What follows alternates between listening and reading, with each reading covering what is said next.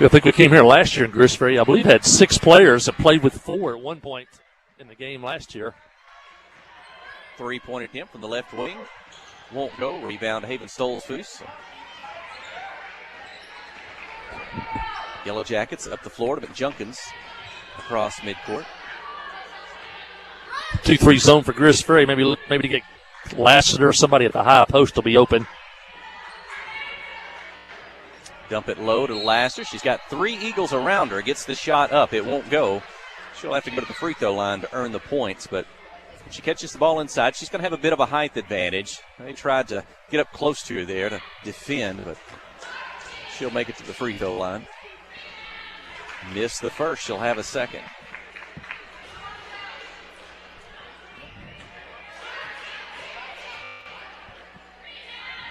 The sophomore's second free throw is up and in. That's the first points of the night for the Lady Yellow Jackets. They trail 2-1. 6 minutes, 5 seconds remaining in the opening quarter. That's Gentry with the basketball, 24, one of the top players in the state in not only Class A, but all Arkansas girls basketball. Had a point guard wing girl gone from last year, Bailey, and also the Carlton girl on the inside, a really good post player. Both of those two have graduated and moved on. And there's some new faces this year for Greers Ferry as they turn it over. Still 2-1. Lady Yellow Jackets going to work the ball around the perimeter. McDonald with the head fake, drives in, dumps it to Laster, and she scores. The Yellow Jackets' first lead of the ball game at 3-2. Yeah, Reese made that happen by penetrating the zone. Then it collapses and drop it off to Laster for an easy one.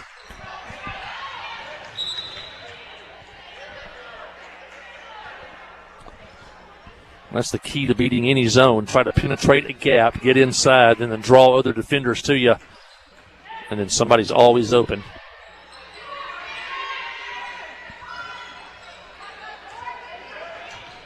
Back-to-back 3 misses for Greers Ferry. Gentry drives the lane. Shot no good. Challenged by Lassiter out of bounds. And they say it's going to stay with Greers Ferry. I think Coach Post thought it was our basketball, but Greers Ferry gets it. Reese steals it in the corner. And now Greers Ferry steals it back. Shot up, won't go. Laster blocked it, but she'll be whistled for the foul. And both teams having a little trouble offensively here. Not shooting as well early on. And then Courtney Sutterfield at the line for Greers Ferry. She'll get the first free throw and tie the ball game at 3. Must be a luxury over there for the Greers Ferry coach this year, having 10 players, because, man, she had to go through with about 6 for a long time last year. The second free throw puts the Lady Eagles up 4-3. McDonald, Booher, Stolzfus, Laster, and McJunkins. Lady Yellow Jackets yet to substitute in this one. Pass down low to Laster, catches, turns, spins over 2 defenders. Drops off the rim, and the rebound to the Eagles. And a reaching in to knock the ball away. Stolzfus and McDonald's. If that goes against Reese McDonald, that'll be her second personal foul. It will not. It'll go against Haven Stolzfus. Substitution. Reese McDonald out. Katie McJunkins into the ball game for the first time tonight. You like to see that ball enter deep like that to Laster. She didn't get the shot, but that's what you want. She got it down inside, and that'll eventually fall. Mid-range jumper, they call that, from about 15 feet, 12 feet on the outside. Wouldn't go, but a long rebound chased down by the Eagles. Knocked loose. Booher's racing up to get it. It's near midcourt. Hands it off to Lacey Bell McJunkins. She's going to drive the left side. She's left-handed. Takes on the defender. Blocking foul called. The shot won't go, but McJunkins will go to the free throw line. Good steal on the floor here. Booher dove on the floor, kept it alive, got it to McJunkins. She took it straight to the basket. Good call by the official, because the defender almost tried to take that charge under the net. And McJunkins ties it at 4. 4:27 remaining in the opening quarter. She'll have a second free throw.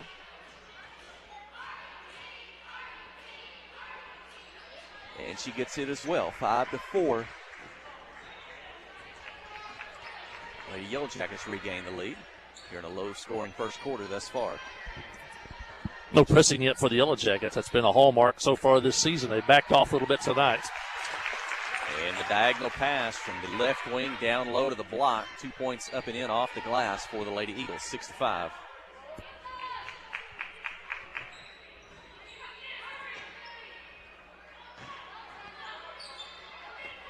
The pass to Stolzfus. It's off her hands into the backcourt. That's a violation. Turnover. Reese McDonald will return to the ballgame and lets us boo her out. 3:55 the first quarter. Yeah, neither team pressing, but both teams have 4 turnovers. Got little jitters here early maybe for these two teams trying to feel each other out.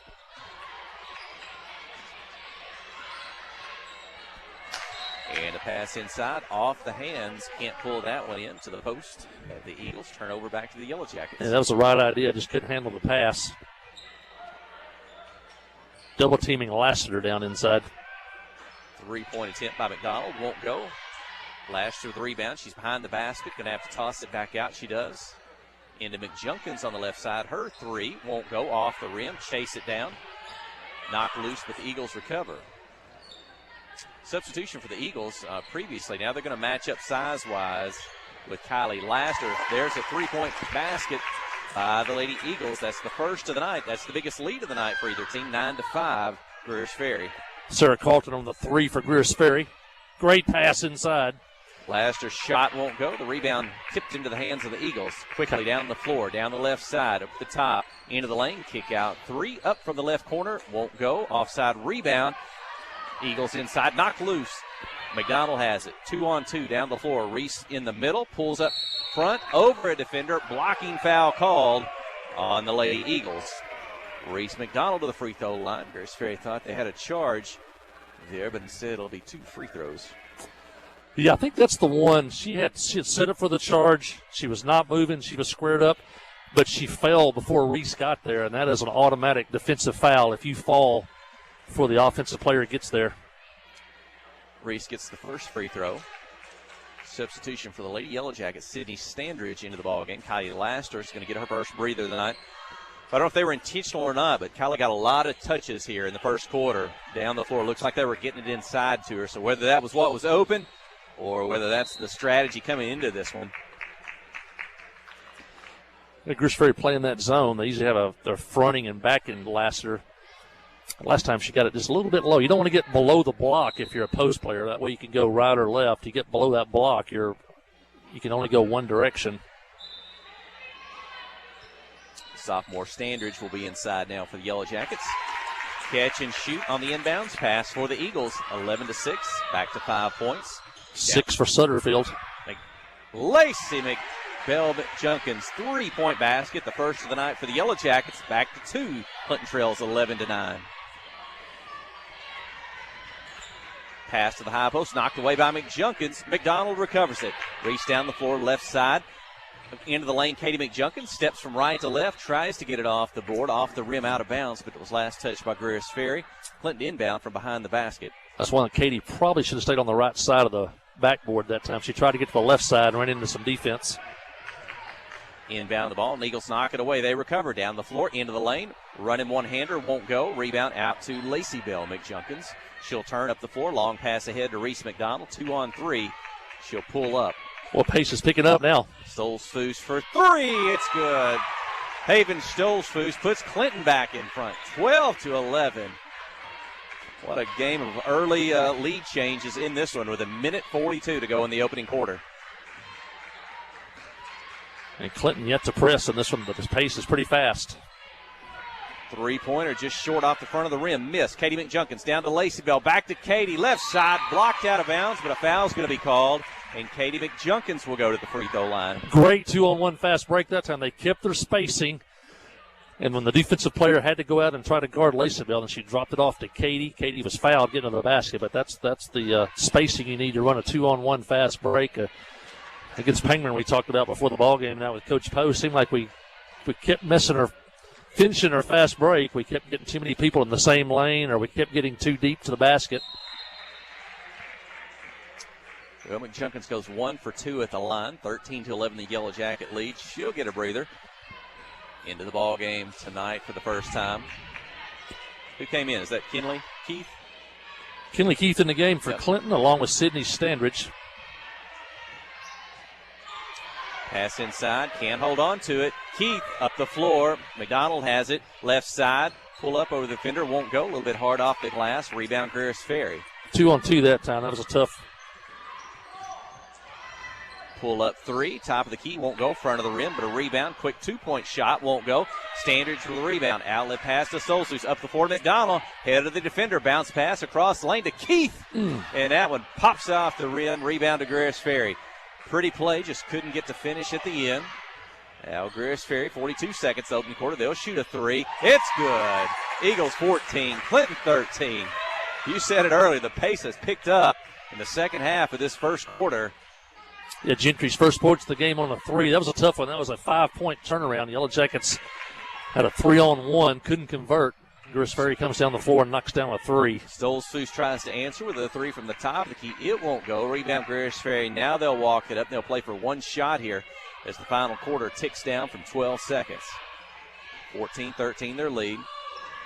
High on the floor, middle, left wing, 6 seconds, 5. Going to drive in the lane. A runner goes up. It won't go, but a foul is going to be called. Stops the clock with 2.8 and two free throws for the Eagles. Gentry to the line. Did not score until the final 30 seconds of the quarter, but now she has a chance to get out here with 5 first quarter points. And that was the second personal foul on Reese McDonald. She'll leave the ball game. First free throw is up and in, 15-13. Second one is good. A 3-point lead, 2.8. Have to hustle down the floor. McJunkins has it. She'll get a shot off just behind midcourt. It's off the glass. It won't go. But a very entertaining first quarter. The teams traded leads several times. It's the Eagles on top by 3, 16-13 after 1. You're listening to KHPQ in Clinton High School Sports. Friday night at the stadium is not the time to worry about your finances. Let First Arkansas Bank and Trust ease your mind with their mobile banking capabilities. You can check your balance, transfer funds between accounts, and even find the nearest ATM for dinner after a road game. The free mobile app is available on the iTunes Store and Android Market. You can cheer loud and proud for the Yellow Jackets because First Arkansas Bank and Trust has you covered. See a branch for more details. Equal housing lender, member FDIC. The Blagg Law Firm is a proud supporter of Clinton High School Yellow Jacket sports. When you need an attorney, call the Blagg Law Firm. Whether it's an injury accident, criminal defense, DWI, family dispute, or Social Security disability, Ralph Blagg believes in equal justice for all. Located on Court Street in downtown Clinton and on the internet at blagglaw.com. The Blagg Law Firm, a proud supporter of Clinton High School sports.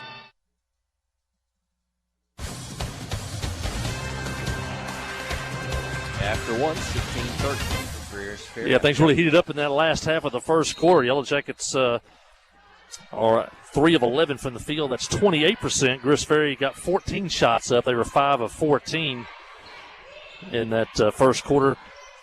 Yellow Jackets committed 5 first quarter turnovers, 7 for Greers Ferry. Katie McJunkins, Lacey Bell McJunkins, Havy Stolzfus, Kinley Keith, and Kylie Laster back in the ball game for the Yellow Jackets. Greers Ferry remains in the zone. Look to be a very good defensive team, though, very aggressive. They don't give you much room.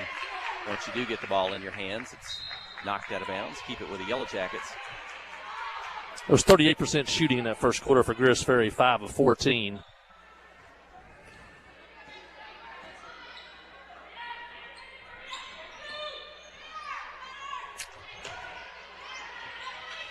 Ball knocked away momentarily. Stolzfus able to recover.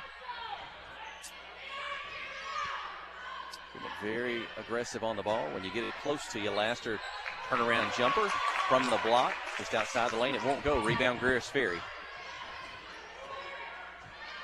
We may have to check with Kelsey Robertson back in the studio. I just got a phone notification says it's going to start snowing lightly in Clinton. It's 7:04. So if you folks back home will see that or not. Katie McJunkins on the drive. Blocking foul on the Eagles. McJunkins back to the free throw line.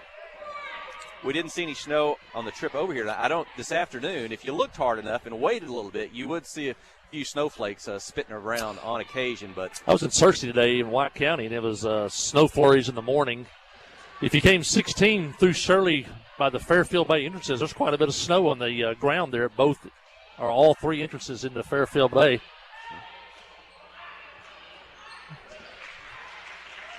And McJunkins goes 1 for 2 at the line. She pulls the Yellow Jackets within 2. They trail 16-14.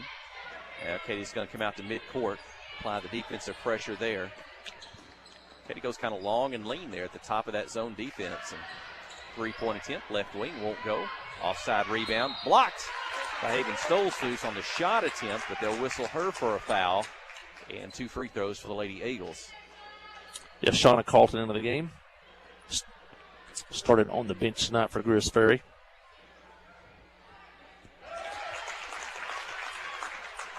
Carlton gets the first. She'll have a second. The lead is 3.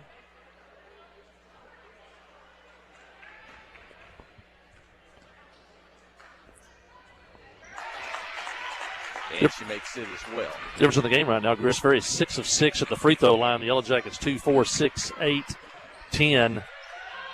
And the Jackets are 6 out of 10. The Yellow Jackets trail by 4.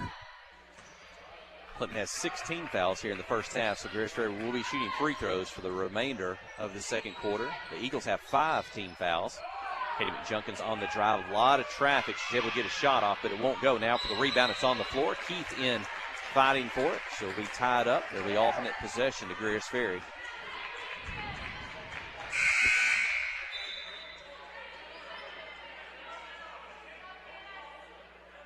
Courtney Finch into the game for Greers Ferry.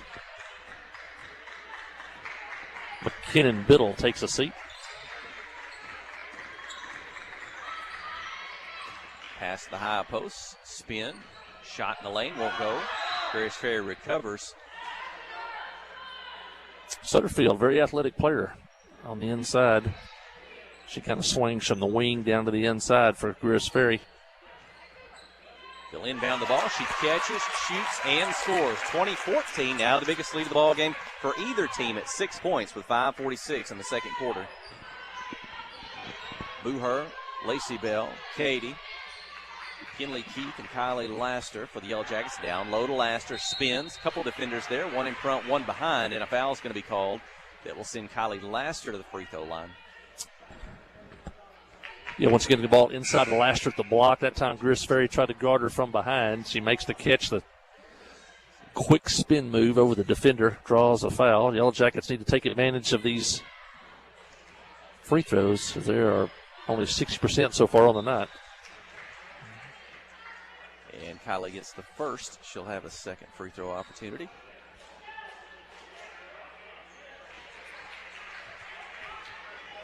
And she gets it as well. Pulls the Yellow Jackets back within 4. Both teams with 16 fouls. Everybody's going to be shooting for the last 5.5 minutes of this first half. Into the corner. 3-point attempt for Greers Ferry. Long. Offside rebound, though, by the Eagles. Put back off the glass. Good. 22-16. Quickly down the floor. Booher's got it across midcourt. Over to Katie McJunkins. Laster's at a high post. First basket of the night for Alyssa Smith for Greers Ferry. McJunkins drives the lane, splits 2, loses the ball. Greers Ferry going the other way. On the drive, Booher defending, misses the shot. Lacey Bell McJunkins off the outlet, down the floor. Laster ahead of the pack, and she puts it off the glass. Good. 22-18, Yellow Jackets trail. It's one thing the Yellow Jackets do really well off a rebound. They're really good at recognizing and getting the ball kicked out and getting it down the floor as quick as possible. They don't mess around with it under the basket after a rebound. 2-point attempt. Not had a foot on the line or just in front by Greers Ferry. Won't go. Laster with the rebound. Outlet to McJunkins across midcourt. Keith on the left side. Dump it inside to Laster. Spins. Shoots on Sutherland. And this one drops through. Pulls the Yellow Jackets within 2. And that's going to force the Eagles to take a timeout. 4:13 in the second. 22-20. You're listening to KHPQ in Clinton High School Sports.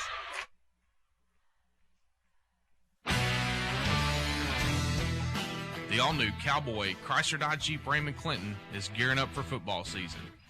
Yep, we've got a huge lineup of Rams that are sure to fit all of your tailgating needs.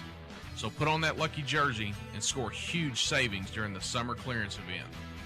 Can't wait to see you at the all-new Cowboy Chrysler Dodge Jeep Ram in Clinton and at cowboycdjr.com.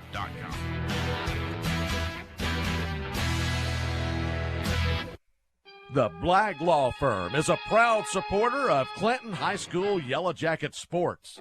When you need an attorney, call the Blagg Law Firm. Whether it's an injury accident, criminal defense, DWI, family dispute, or Social Security disability, Ralph Blagg believes in equal justice for all. Located on Court Street in downtown Clinton and on the internet at blagglaw.com. The Blagg Law Firm, a proud supporter of Clinton High School sports.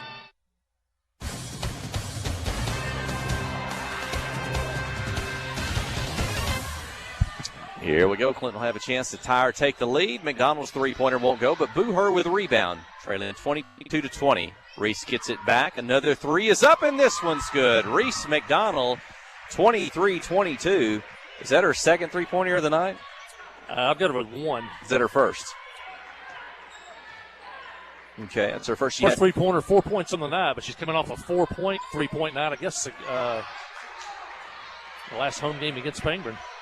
A week ago tonight. Clinton trailed by 6. Now they lead by 1. Work it around. Keith will take a three from the right side. It won't go off the rim. Eagles with the ball, quickly down the floor. Left side, now the middle, into the lane. Knocked loose momentarily, but they recover. And the shot up and in, 24-23. Booher's going to drive the lane, beats the defenders, and draws the foul. Alexis Booher to the free throw line on the 7th team foul by Greers Ferry. That's what you get when you score and push the ball right back down the floor. You put a lot of pressure on the defense to get back. We saw a couple of Eagles that are kind of dragging to get back. And Clinton's already played, 1, 2, 3, already played 8 players tonight. Got a lot of fresh legs out there. Booher got it down the court quickly. Alexa ties it at 24 with 2:51 remaining in the second quarter.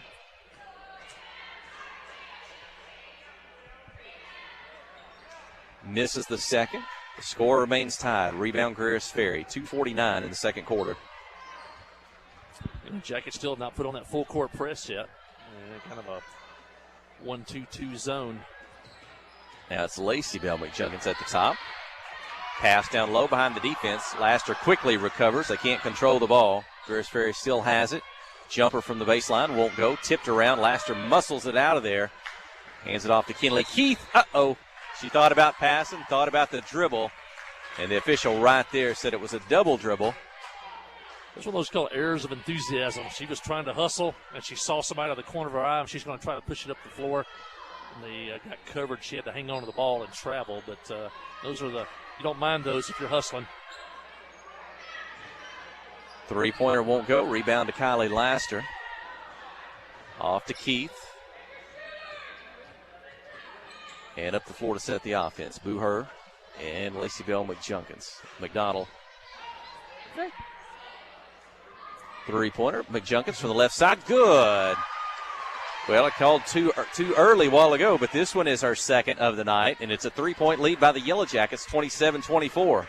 Yeah, that really opens it up. If they start hitting those threes, that really opens it up for Laster. They got to have to kind of spread that defense out, and we start going back inside again. Good job last time on defense by Clinton. They come up and with 2 players force Sutterfield to get the ball out of her hands. Almost like a run and jump defense out of man-to-man. Jumper outside the lane. Won't go. Rebound Lacey Bell McJunkins. Keep it herself. Left hand, right hand. Up the floor to Booher. Around the defender, and she scores. On the break, 29-24. A 5-point lead and a timeout on the floor. The Lady Yellow Jackets come roaring back in the second quarter here. They were down by 6. Now they lead by 5 here on the road against Greers Ferry Westside. Yeah, just relentless, pushing the ball back down the floor. As I look over there now, Haley Gentry just checks back into the ball game for Greers Ferry. She'd been out for several minutes with 2 fouls here in the second quarter. But, even when Greers Ferry scores, your opponent scores, they push the ball back down the floor. That puts a lot of pressure on the other team. And with such a mobile post player as Clinton has with Kylie Laster, she can get down the floor quickly. And then, of course, the Yellow Jacket guards, they can all run. So that's kind of on a plus 11, as you said. We were down 6, now up 5. And just by keeping that pressure on and force Greers Ferry to take a timeout, they've already taken 2 here in the first half. Gentry checks back in for Greers Ferry. She does have 2 fouls, though, so we'll see Greers Ferry kind of gambling here with the final minute and 10 here of the first half. Quickly inside of the post, catches, shoots under the goal. Right back down on the miss. McDonald with it. Over to Lacey Bell McJunkins. Across midcourt. Under a minute to play in the second quarter. McDonald catches top of the key. Her 3 is up and good. She doesn't hesitate. She's feeling it now. 3 3-pointers. And it's a 32-24 lead. Jackets 14-point swing here after trailing by 6. A great shot by Reese McDonald. Love to get a stop here in the last 30 seconds. Oh, I almost thought that one went off the Greers Ferry player's leg. Keep it with the Eagles. They'll inbound from the baseline. Quick substitution. Coach Matthew Dawson wants to get Sydney Standridge into the ballgame. He'll get Kylie Laster out. Good move there. Keep Kylie out of foul trouble here. Watch Gentry. She may throw it in and step into the corner. Inbound. Jumper in the lane. Won't go. Eagles get a second chance. They'll put it off the glass. Good. 32-26. 24 seconds. Quickly across midcourt. It's Booher. Acton McDonald at the top. McJunkins. Probably 10 wouldn't hurt seconds. to get this one inside of 6 seconds. Take that last shot. Into the corner. They try to dump it into Standridge. Won't go. Keith ends up with it outside. There's a 3 by Booher. Won't go. Back of the rim. Greers Ferry with a rebound, but they won't have time to get it down the floor. And the Yellow Jackets, again, come on strong in the second quarter. In what was a tight ball game through the first and through the early second. Biggest lead, by the Eagles was 6. Now the Yellow Jackets are going to lead by 6 here at the halftime break, 32-26. We'll take a break back to the studio. Stay with us. You're listening to KHPQ and Clinton High School Sports. The all-new Cowboy Chrysler Dodge Jeep Raymond Clinton is gearing up for football season. Yep, we've got a huge lineup of Rams that are sure to fit all of your tailgating needs. So put on that lucky jersey and score huge savings during the summer clearance event. Can't wait to see you at the all-new Cowboy Chrysler Dodge Jeep Raymond Clinton and at cowboycdjr.com.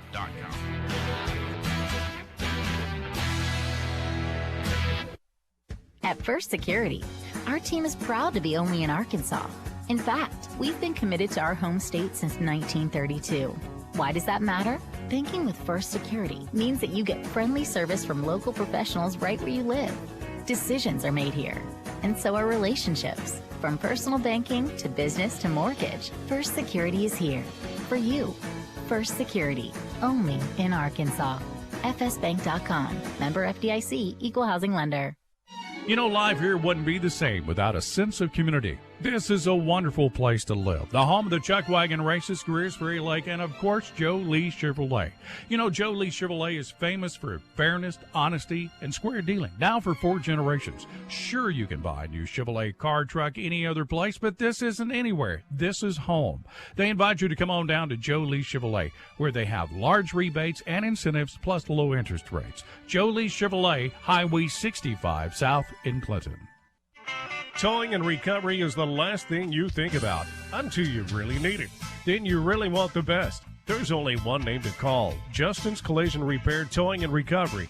They have the largest and latest model recovery fleet in North Central Arkansas. From small towing to heavy-duty towing, Justin's Collision Repair Towing and Recovery on Highway 65 in Clinton is the one to call, 745-2992. That's Justin's Collision Repair Towing and Recovery, 745-2992.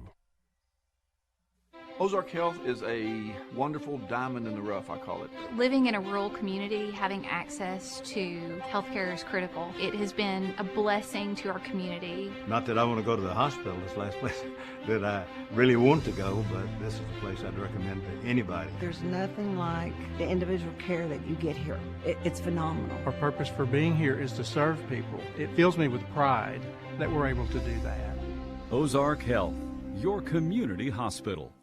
FL Davis Cash Lumber, your Ace Hardware store, is a proud sponsor of Clinton Yellow Jacket Sports. FL Davis Cash Lumber can help with your electrical, plumbing, paint, tools, hardware, and flooring needs. They're a full-service hardware store and lumber yard. FL Davis can provide you with everything you need for your residential or commercial projects. The knowledgeable staff is always on hand to answer your questions. Visit FL Davis Cash Lumber, your Ace Hardware store. Same place, now Ace.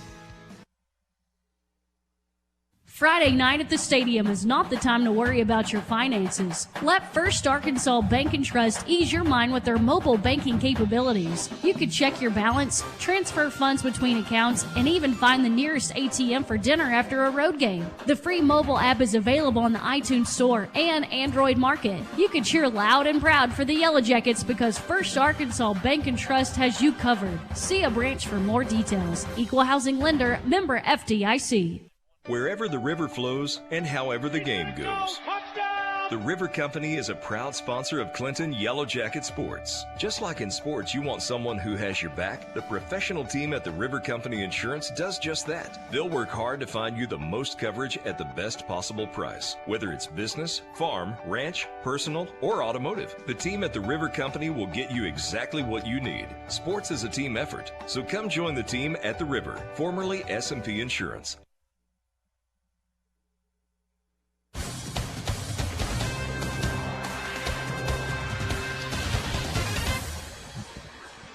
Halftime here from Greers Ferry. You get a good crowd tonight here for the Eagles. As we look around, you wouldn't know that that the crowds are supposed to be light this year. Parking lot's full. A lot of folks here.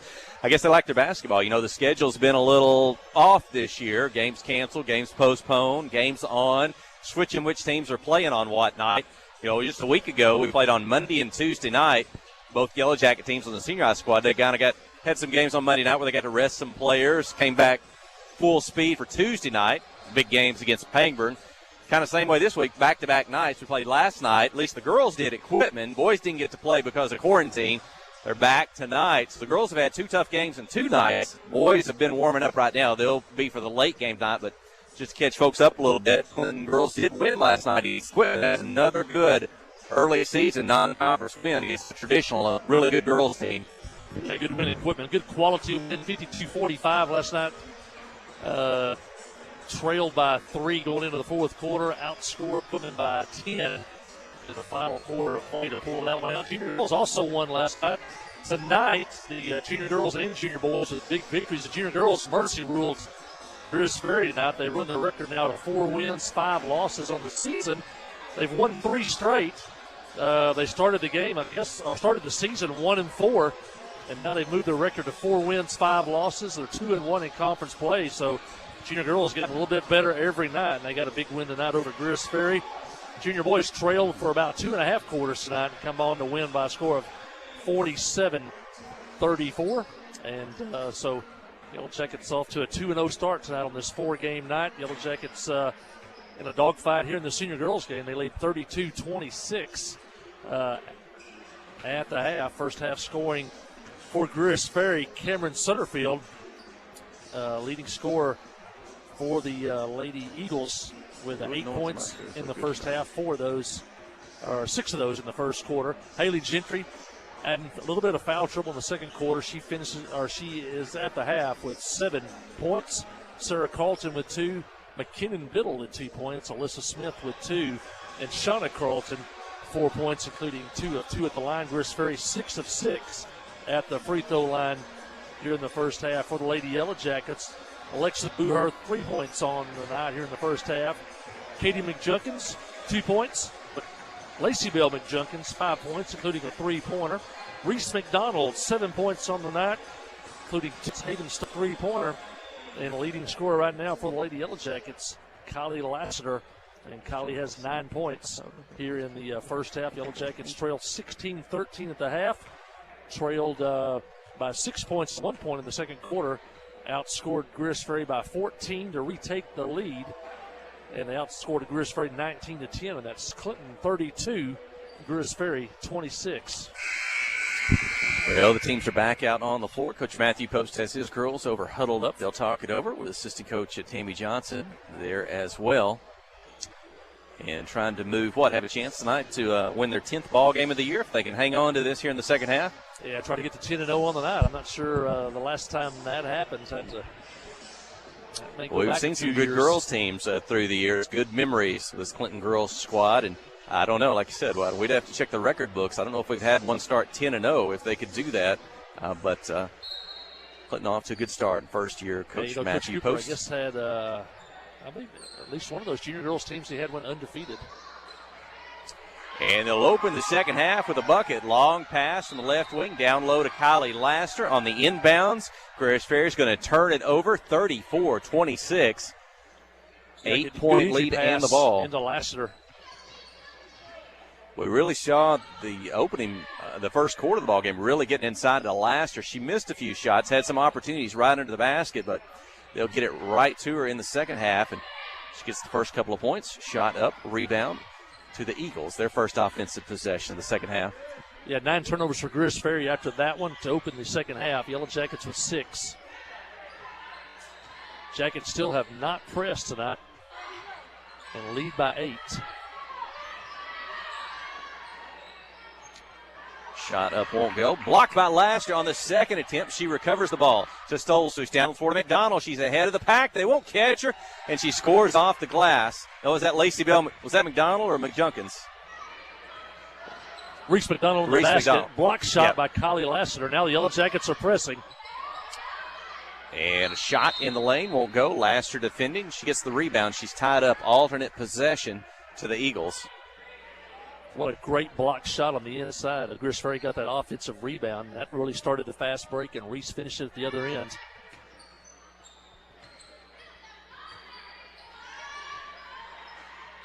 Three-point attempt won't go. Offside rebound.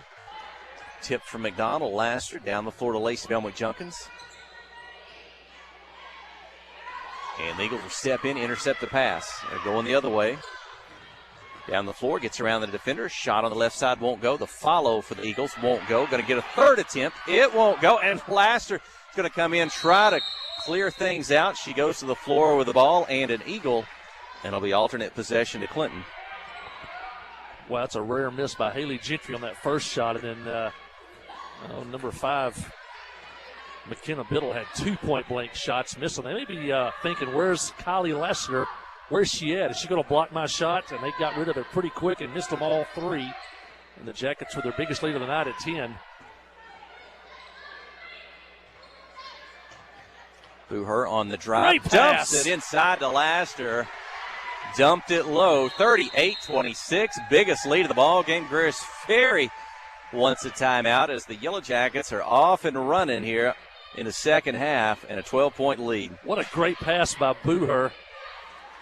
I think it may be a full timeout if you want to take it with them here.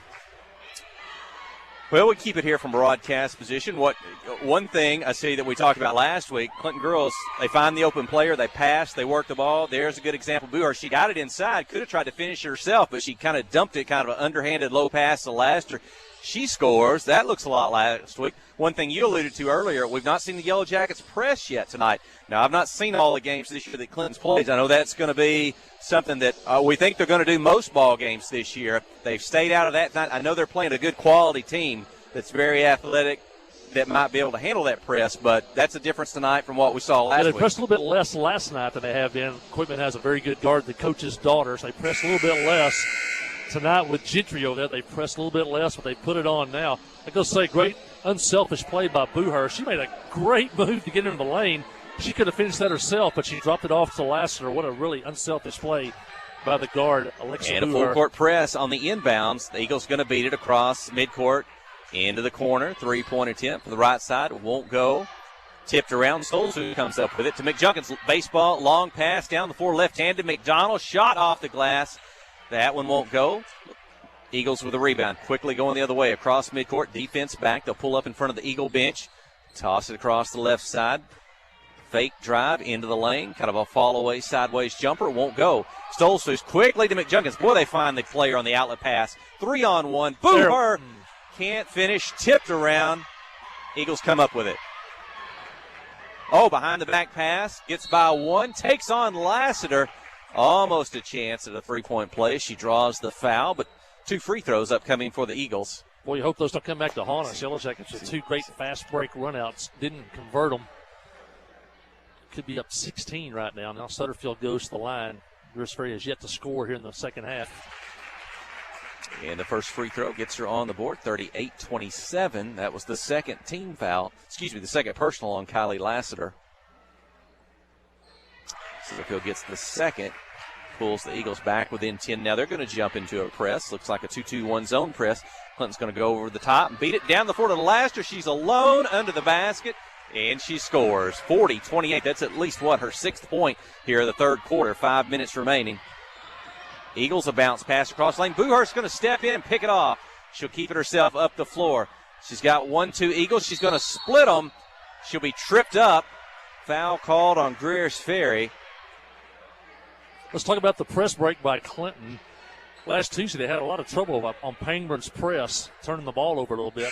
This time, they break the press by Greers Ferry, and the key to that was did not put the ball on the floor. It was pass, pass, pass, Laster at the end. That's how you beat a press.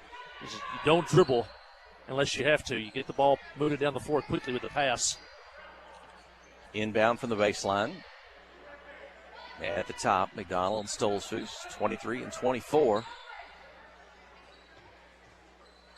I think I've got McDonald with 3 threes in the ball game. That one's a miss off the front of the rim, but a rebound to Stolzfus. Now it's loose, and the Eagles come up with it. Clinton leading 40-28. And Lacey Bell going to be whistled for a reach-in foul. That's the second team foul here on Clinton in the second half. Yellow Jackets now with 8 turnovers. Greers Ferry with 10. There's a travel. Travel before the shot was blocked by Kylie Laster. So it's a turnover, and it belongs to the Lady Yellow Jackets. Kenley Keith back. Lacey Bell McJunkins gets a breather here. Yellow Jackets need to keep pushing here, up by 12, but we're on the road. Keep pushing. Into the corner, Stolzfus alone. Her 3 is up and in. 43-28, biggest lead of the ball game. Aiden Stolzfus, the senior, her second 3-point field goal. Press, they try to take it away. Booher and McDonald, and a foul is going to be called. Tough one there. Officials kind of bailed out the ball handler on that one. But you get her in that trap, you can't let her out. That's the third personal foul on Reese McDonald. She'll leave the ball game. And Katie McJunkins enters. The first time in the second half. 4 minutes remain in the third quarter. Eagles going to take it all the way to the glass. It won't go. Out of bounds. And it belongs to Greers Ferry. Sutterfield out of the game. Now she's checking back in. Smart play by Gentry. She threw it off the back of Katie McJunkins, who was doing her job, looking for an offensive player to get, but she threw it off her back, right back to her. Missed the shot. Kylie Laster had to foul, though. That's her third foul here with 3:54 still left in the third quarter. Free throw short off the front of the rim. Sydney Standridge in, Laster out with those 3 fouls. McDonald with 3 fouls for the Yellow Jackets, so still a lot of time left to play in this one. Eagles get the first free throw. You talked about earlier, we saw foul trouble last year. It was on the Eagles side of things as they started the game with 6. By the time a couple fouled out, they had to finish the ball game with 4. You hear of that. You don't see it often, but I hope Clinton kind of stays out of foul trouble tonight with a McDonald Laster on the bench. Well, remember that mark at the 3:50 mark. Yellow Jackets led 43-28 when Laster hits at the bench. Let's see what the Jackets can do with her out of the game right now. Shot attempt won't go. On the rebound, there's going to be a foul called. I think that's going to go against the Yellow Jackets. Jackets drop out of the press.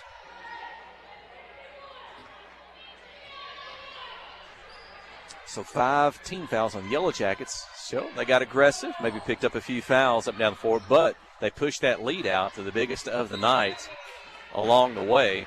Another foul on the Yellow Jackets. It'll be their 16th foul. 4 sophomores on the floor for Clinton, along with senior Haven Stolzfus. That's 16 fouls now in Clinton. Greers Ferry's going to be shooting free throws for a long time tonight. Long 3-point attempt won't go. Sails out of bounds. It belongs to Clinton. And the Eagles are going to remain in the press that they've been in for the third quarter. Katie McJunkins down the floor, and it's tipped up in the air on her pass. Back to the Eagles. Going to drive the right side, kind of slide step. Shot off the glass, won't go. Follow Shot off the rebound. Misses, but to the free throw line. Another foul on the Lady Yellow Jackets. 7th team foul. This was a shooting foul, so it'll be 2 free throws, but it's the 3rd personal on Haven Stolzfus. So now Clinton with 3 players with 3 personal fouls. Now Matthew Doss has played a lot of players this year, and tonight what he's going to dress out, what's he got, 10. He's got 11 dressed out tonight. So both free throws made, 43-31, quickly down the floor. Standridge behind the basket. Good save by Sydney to keep that one alive. Stolzfus is open from the left side. This 3 won't go, but the offside rebound for Standridge. Spins, shoots, off the rim, rebound Greers Ferry. 2:50 remaining in the 3rd. Into the lane, the runner falls off the front of the rim. Stolzfus with the rebound. Turn up to McJunkins. Cross-court pass to Keith. She'll slide, get by the defender, but it's off the glass a little hard. Rebound Greers Ferry. Long pass up the floor. Stolzfus trying to chase it down. She'll poke it out of bounds, and Greers Ferry won't have a chance on the break. Substitution as the pace picked up over the last minute. Reese McDonald returns. She'll play with 3 personal fouls. Kinley Keith will step out. Same play again. Inside, 2 points, 43-33, pulls the Eagles within 10, 2:23 in the 3rd. Gentry throws it off the back of a defender for the 2nd time. That's time she scores. McDonald, pull up 2. It won't go. Inside rebound. Stolzfus gets a shot off, and I believe she's fouled. Some good free throws here. The Yellow Jackets have been outscored 5-0 since Kylie Lasher went to the bench. 15-point lead down to 10. Need to hit these for run.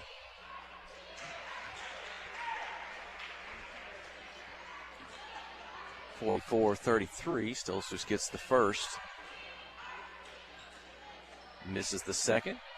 Rebound. The lane. Shot off the glass. Good. Greers Ferry doesn't pass the ball very much. They get a lane they want to drive. They get an open shot from the outside. They're going to get it off. If you watched, I know the Arkansas Razorback basketball, I think they keep up with the number of how many passes they make per game. Coach Eric Musselman likes that number to be up high. Was it 260 or something? I'm making that up the other night in the ball game. Greers Ferry, they don't make many passes. They like to drive. They get a shot off. They play quick. Clinton plays quick as well, but they do try to work it around. They find somebody open. They'll take that opportunity. They get the majority of their points from Gentry and Sutterfield. They take most of the shots. Lassiter checks in with 3 fouls. 1:50 left in the 3rd quarter. It's a critical time for the Yellow Jackets. The lead cut down to 9.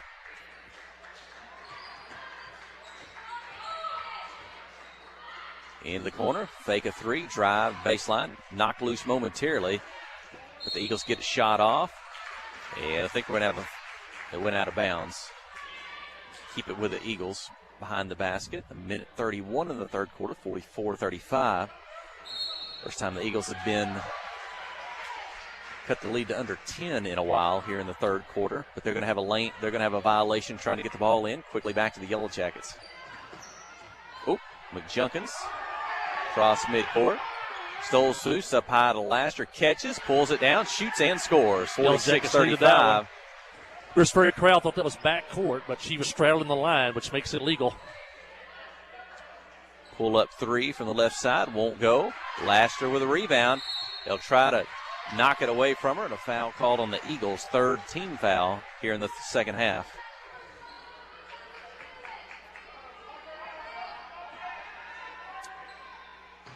Full court press by Greers Ferry. Stolzfus over the top to Alexis Booher to McJunkins. She's going to drive the lane, loses the ball. Greers Ferry comes up with it. Under a minute to play in the 3rd. Right side, off the glass, won't good. McDonald with it. Up the floor quickly to Laster. I thought there was going to be a collision. Instead, the ball almost out of bounds. Kylie saves it, but into the hands of the Eagles. Stolzfus going to steal it on the other end. Boy, the pace is hectic. Let's just hang on to it. Let's go for the last shot. We got an 11-point lead. 30 seconds. Booher in front of the Yellow Jacket bench. Take care of the ball. McJunkins going to drive, get by a defender, but a foul's going to be called before she can get a shot off on the drive. She might have got a little bit of a hip or a knee. Take care of the basketball, get a high percentage shot here. If you don't, you just keep on moving it. That's only the 4th team foul on Greers Ferry. Now they have to inbound from the baseline. The jumper by McDonald. Her three won't go. Offside rebound to Greers Ferry. 15 seconds across midcourt. McJunkins defending. Down to 10. Near the top of the key. Right-hand dribble down low. Inside. Shot off the glass. Good.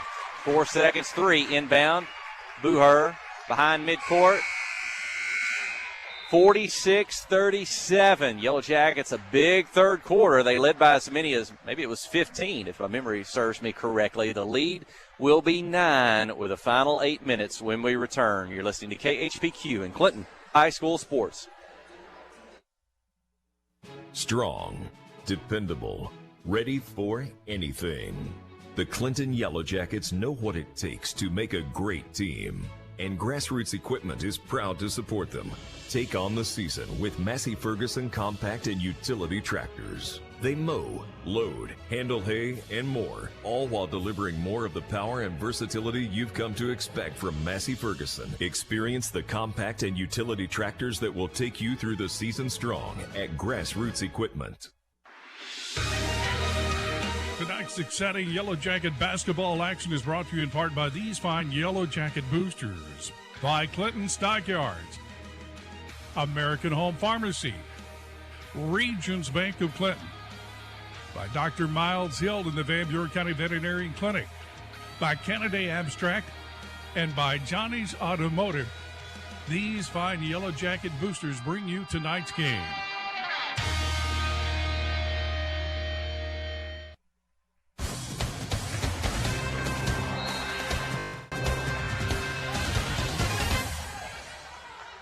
Here we go, 46-37. What points-wise tonight, what leading the way for the Yellow Jackets thus far, what Reese McDonald and Kylie Laster, a couple of sophomores. Little foul trouble, though. I think Laster has 3, McDonald has 3, and is it Haven Stolzfus for 3 fouls as well. Yellow Jackets 6 of 17 in that third quarter. That's 35%. Greers Ferry goes 3 of 13 at 23%. Greers Ferry got to the line those 6 times, made 5 out of 6, and the Yellow Jackets turn it over. Yellow Jackets with 7 second-half turnovers, 5 for Greers Ferry. The Yellow Jackets have 13 on the night. Greers Ferry has 13 on the night, and the Yellow Jackets have a 37-46 lead. Down low, shot up good. Laster defending. She just couldn't get there in time. And 2 points for the Eagles. They pull within 7, closest they've been in a while. They're going to pick up a foul at midcourt, 6th team foul. Clinton has 7, so both teams are going to be shooting for the remainder of the ball game. You know, at about the 4-minute mark of the third quarter, it was 7 fouls for Clinton and 1 for Greers Ferry, but that's now evened up at 7 and 6. So we'll be shooting the final 7:20. Laster at the free throw line. Jumper off the glass, good. 2 more points for Kylie Laster, 48-39. 17 points for Kylie, shows her versatility. She hit that one from 17 feet. Inside, 2 points for the Eagles. Laster defending, but she didn't draw the foul. Down the floor quickly, over the top, McJunkins into the lane. Left-hand shot blocked. Eagles recover. Going the other way. Going to dribble out behind the three-point line, hit the trailers, going to drive, get a shot up. And Haven Stolzfus going to be whistled for the foul, and that's going to be her 4th personal foul with 6:46 remaining in the ball game. Greers Ferry's got the 15-point lead down to 7. Gentry to the line. She's been quiet tonight, but she can go off for a lot of points. 13 points on the night for Gentry. Gets the first, misses the second. Laster with the rebound. Outlet to McJunkins. Haven Stolzfus stays in the ball game. She did not sub out during that break. She's playing with 4 personal fouls. A couple of Lady Yellow Jackets with 3 apiece. In a ball game that was a 15-point lead not too long ago, it's down to 6. Stolzfus with a 3-point attempt won't go off the rim. McJunkins going to try to come over the top for the rebounder to knock it away. She'll be whistled for a foul. And that's going to be a 1-and-1 opportunity for the Lady Eagles as we'll walk to the other end. That's Lacey Bell's 2nd personal foul and the team's 9th. She'll come out of the ball game. Well, matter of fact, Coach Matthew Doss going to take a timeout. 6:23 to go, a 6-point lead. You're listening to KHPQ and Clinton High School Sports. Friday night at the stadium is not the time to worry about your finances. Let First Arkansas Bank and Trust ease your mind with their mobile banking capabilities. You can check your balance, transfer funds between accounts, and even find the nearest ATM for dinner after a road game. The free mobile app is in Android market. You can cheer loud and proud for the Yellow Jackets because First Arkansas Bank and Trust has you covered. See a branch for more details. Equal housing lender, member FDIC. No life here wouldn't be the same without a sense of community. This is a wonderful place to live. The home of the Chuck Wagon Races, Greers Ferry Lake, and of course, Joe Lee Chevrolet. You know, Joe Lee Chevrolet is famous for fairness, honesty, and square dealing. Now for 4 generations. Sure, you can buy a new Chevrolet car, truck, any other place, but this isn't anywhere. This is home. They invite you to come down to Joe Lee Chevrolet, where they have large rebates and incentives plus low interest rates. Joe Lee Chevrolet, Highway 65 South in Clinton.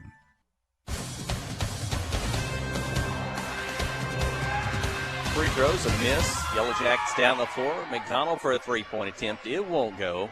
And the Eagles now back with the basketball. Just over 6 minutes remaining. Knocked away. McDonald's got it. She recovers. She's down the floor. She's got a run out. She'll pull up off the glass. Good. Reese McDonald, 2 more points. And a 50-42 lead. Well, the Yellow Jackets did that bad. Stops a Greers Ferry run. A great steal by Reese when she finishes on the other end. 3-point basket by Greers Ferry. 50-45.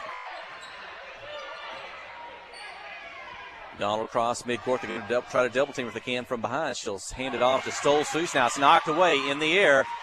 Eagles going to get down the floor, put it off the glass. Good. 50-47. The lead is down to 3. 5.5 to go. Coach Matthew Doss wants a timeout. He'll talk it over. Well, what a game. They traded the lead back and forth. It was a 1-point ball game, a 3-point ball game through the first quarter. Greers Ferry gets off a little run early in the second quarter, get a 6-point lead. Clinton comes roaring back to finish out the second. They lead by 6 at halftime, so had a 12-point turnaround. Clinton runs out in the third quarter to get a 15-point lead. And now the Eagles have pulled within 3. It's 50-47 with 5:23 to go. Yeah, it was 43-28 Clinton with about 3:50 left in the third quarter. And now it's 50-47. They've outscored us, what is that, 12-4? 22-4. And got the lead to 50-47. That's when Kylie Laster went out. She came back in with about 1:50 left in the first quarter. But Yellow Jackets up 15.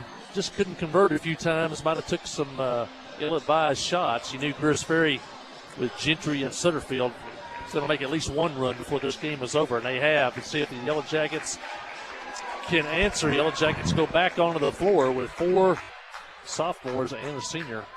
Laster takes a break here, and the Yellow Jackets are back in action. Going to send out Sydney Standridge, Katie McJunkins, Reese McDonald, Alexa Buhar, and Haven Stolz-Seuss. Stolz-Seuss playing with 4 fouls. Good ball movement, looking for an inside cutter. Going to work around the perimeter and cut away, as you said. They're not going to send anybody into the setup at the post. Sometimes we see Standridge there when she's in the ballgame, but all 5 players behind the 3-point line. They're going to pass, drive through the lane. There's Standridge, catches, shoots, blocked out of bounds. Keep it with the Yellow Jackets. Greers Ferry's going man-to-man. Yellow Jackets are kind of using those shuffle cuts, those slashing guards to the basket, looking for somebody to get open. McDonald inbound. She gets it back off the pass. Shot won't go. Short. Rebound to Greers Ferry. They can tie this time down the floor. Drive the lane. They'll go for 2. A running one-hander. Won't go. Trying to follow. Going to come over the back or a push from behind.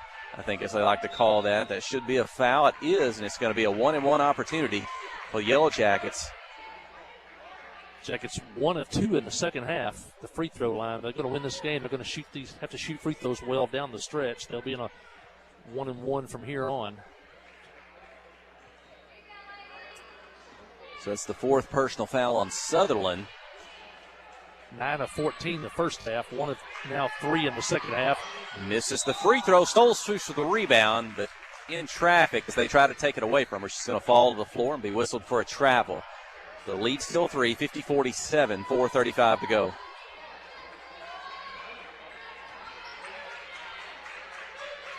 The undefeated Lady Yellow Jackets on the road against a very good Greers Ferry Lady Eagle basketball team. Three-pointer tip from the left side. This one won't go. High off the rim. Rebound. Greers Ferry put back 2 is up and in. And we have a 1-point ball game, 50-49. Booher down the floor. McDonald. No, that's Stolzfus. She'll have to pull up on the corner. And the ball's going to go out of bounds. She had a defender right on her. It knocked loose. They'll say Haven the last to touch it. Kylie Lasher's going to return with 4 minutes, 6 seconds to go. Standridge out. 15 turnovers now on Clinton. And we are in a dogfight now. The 15-point lead has evaporated. Jackets in a 1-3-1 zone. Laster back in. Laster was tied. They'll clear. Katie McJunkins gets it across midcourt. Booher, they'll guard her close, out on the floor. A traditional post player now with Laster. Now the guards aren't flashing to the basket as much, trying to give Laster a chance to post up on the inside, and Jackets hit. The all-new Cowboy Chrysler Dodge Jeep Raymond Clinton is gearing up for football season. Yep, we've got a huge lineup of Rams that are sure to fit all of your tailgating needs. So put on that lucky jersey and score huge savings during the summer clearance event. Can't wait to see you at the all-new Cowboy Chrysler Dodge Jeep Raymond Clinton and at cowboycdjr.com.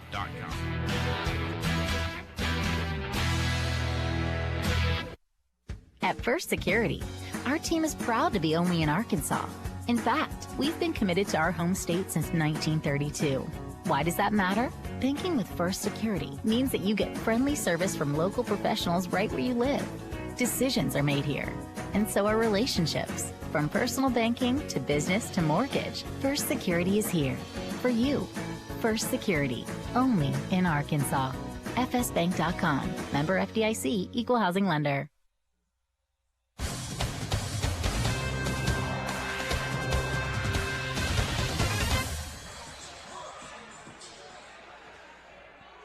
(53-51), Lady Yellow Jackets lead. Katie McJunkins, her second free throw upcoming. 2:55 remaining, and she gets that free throw as well.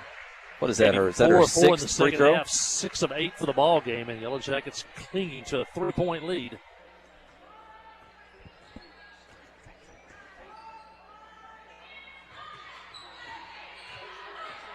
They got to try to keep Sutterfield out on the perimeter. 3-point basket by the Eagles ties it, 54-54. Quickly down the floor, going the other way. Strange catches behind the defense. Now they'll catch up, and they'll force the miss. Greers Ferry with the rebound. They got a chance to take the lead. But if so, it'd be their first lead of the second half. 54-54, three-point attempt. Up and good. 57-54, back-to-back threes. And Gentry, not one of her better games tonight, but that was a big basket for her.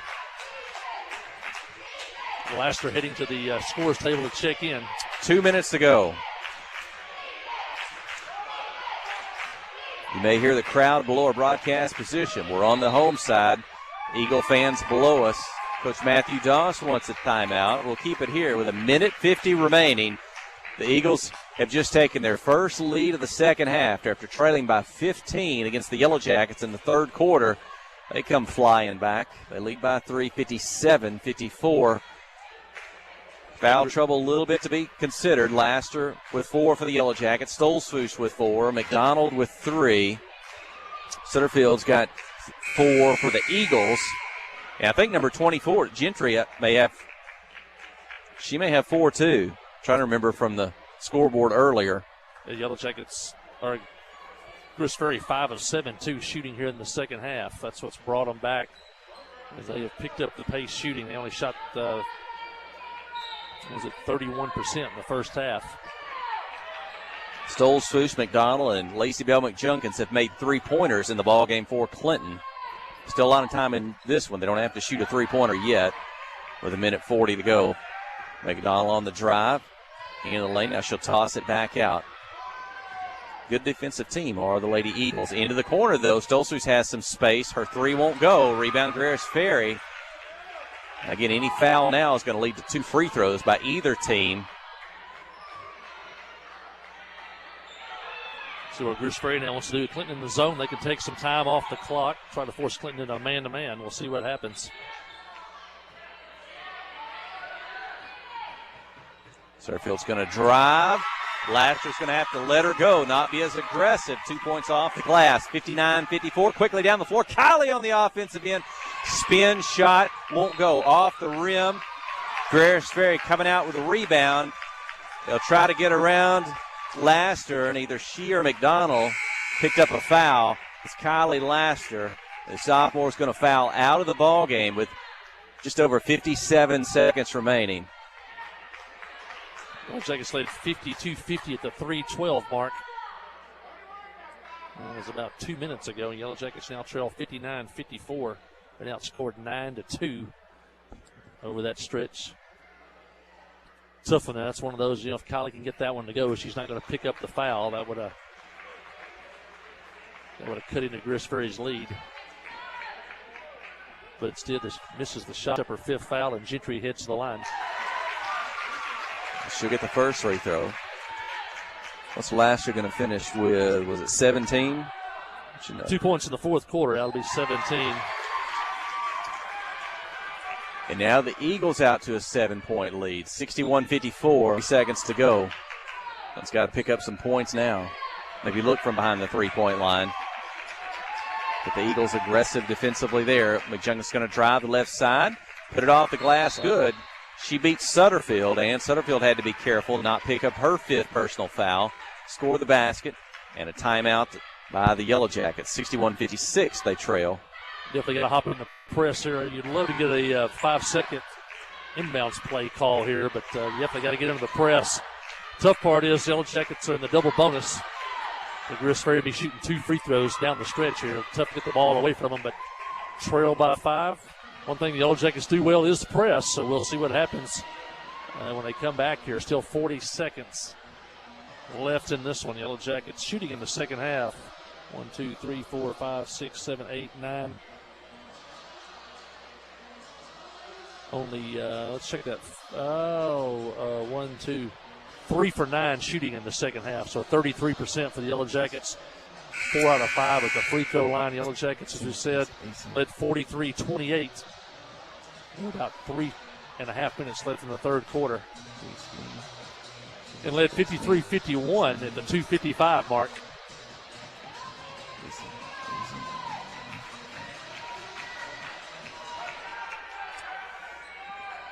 And let's see, Clinton's going to get in a, looks like Stolzfus is going to be on Sutterfield. Try to deny her, but on the inbounds pass, Sutterfield gets it, and Stolzfus is going to foul. I think that's going to be her 5th personal foul. It is, so she joins Kylie Laster fouling out of the ball game, and Kinley Keith will return. Sutterfield 8 for 8 at the free throw line.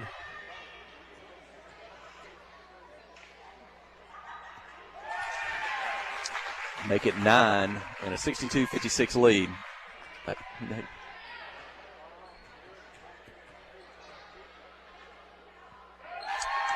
And number 10 puts the Eagles in front by 7. Quickly going the other way. Yellow Jackets got to score quickly. McJunkins to Keith. Her 3-point attempt blocked out of bounds. Keep it with the Yellow Jackets.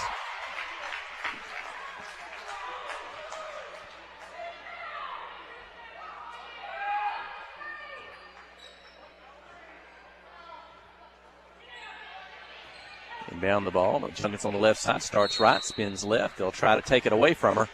Commit the foul. So maybe not what you want to do if you're Greers Ferry. That stops the clock, and that'll give the senior a chance to put points on the board from the free throw line with 28 seconds. And that's going to be the 5th personal foul for the Eagles.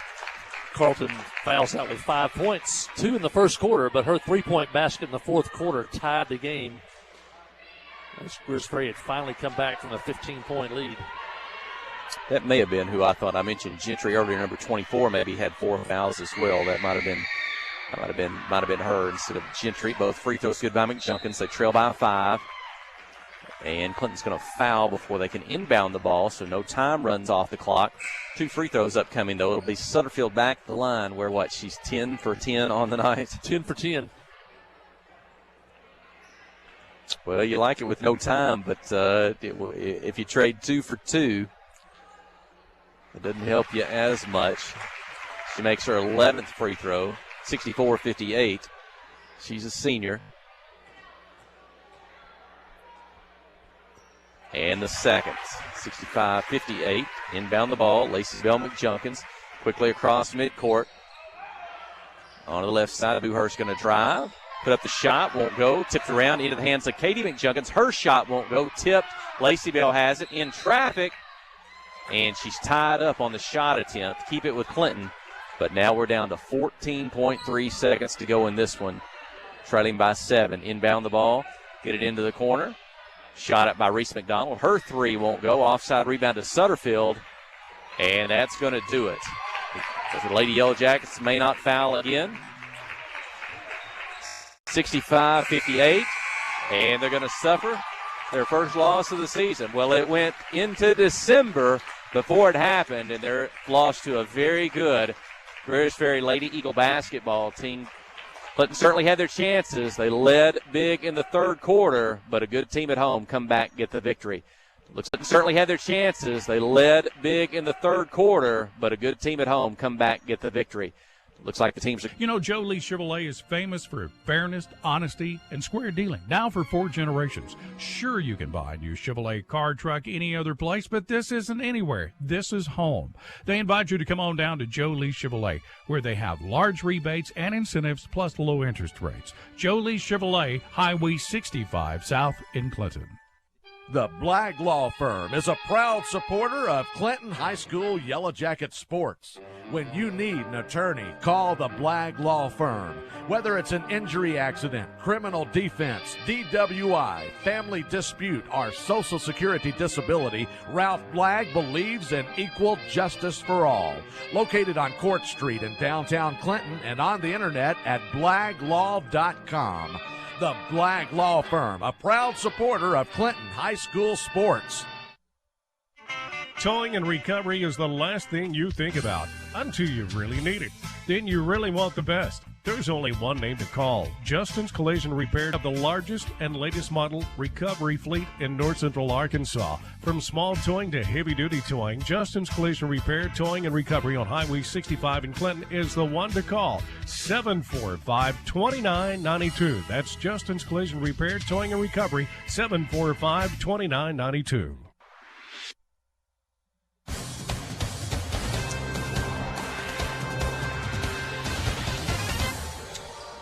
And the Lady Yellow Jackets fall 65-58. Looking at some individual scoring numbers for tonight. Alexa Booher with 5. Katie McJunkins with 6, all from the free throw line. We had Lacey Bell McJunkins with 9, including 1 3-point field goal. Reese McDonald, another good night. She finishes with 14, including 3 3-point field goals. Haven Stolzfus, a couple of 3-pointers tonight, and a free throw gives her 7, and leading the way for the Yellow Jackets before fouling out tonight. But sophomore Kylie Laster comes up with a big game, 17 points for the Lady Eagles. Again, a couple of players leading the way, including Cameron Sutterfield with 25, Haley Gentry with 18, Sarah Carlton with 5, McKinney Biddle with 4, Alyssa Smith with 2, and Shauna Carlton with 8 points for the Lady Eagles. They're shooting from the field. Yellow Jackets 4 of 16 in the second half. That's 25%. Jackets go 10 of 33 from the field for the ball game tonight. Only shot 30%. Greers Ferry 6 of 8 in that second half. They really shot the ball well from the field and the free throw line in that comeback.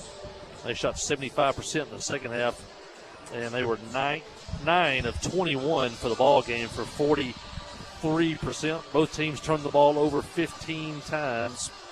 Yellow Jackets 6 in the first half, 9 in the second half. Greers Ferry with 8 in each half. Or I checked it, 8 in the first half, 7 in the second half. Both teams finished with 15 turnovers on the night. Yellow Jackets shot in the second half when they made a run to retake the lead by 15. Yellow Jackets trailed 16-13 into the first quarter.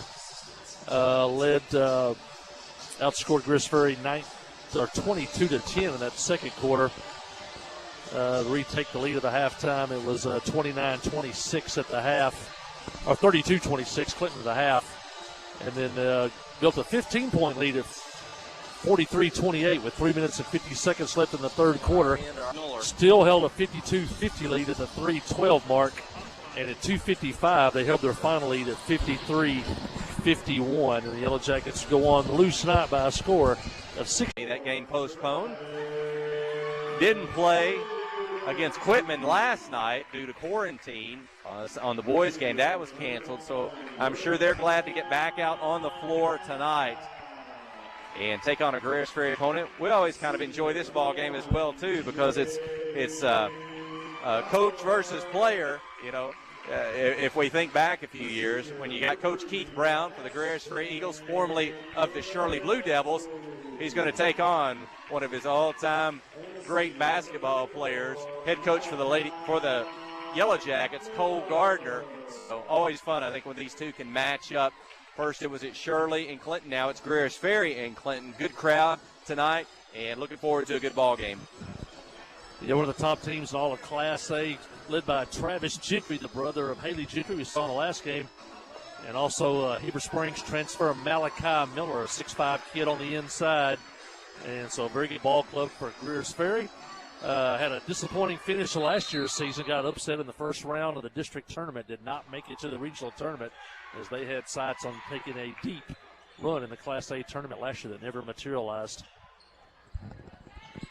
And Clinton's going to open the ball game with Lathan Newland, Jasper Burgess, Nathan Farmer, Harrison Hall, and Zach Alexander. And Harrison Hall is going to knock down a three to get this one going. Clinton up early. Greers Ferry quickly going the other way. They're going to drive. Shot falling away from the lane.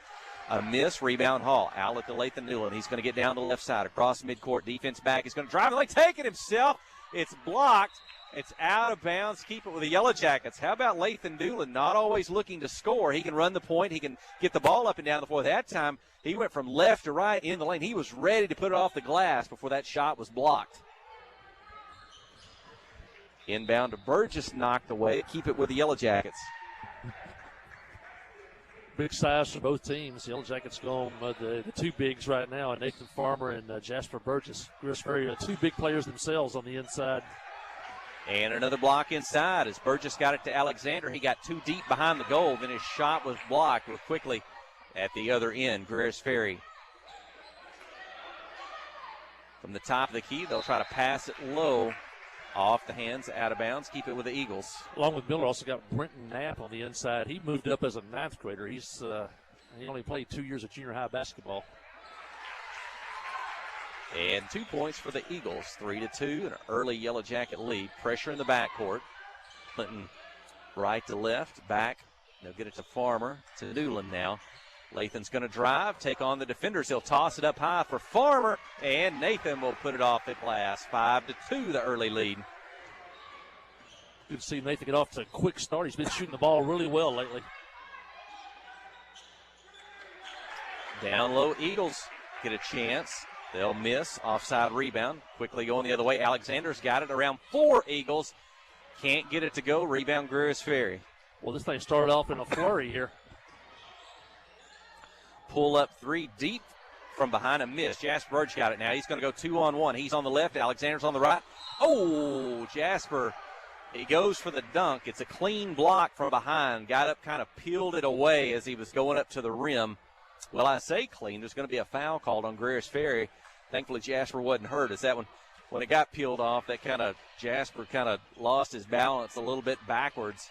But he's okay, and he's up and knocks down the first free throw, 6-2. He got hit harder in football than that.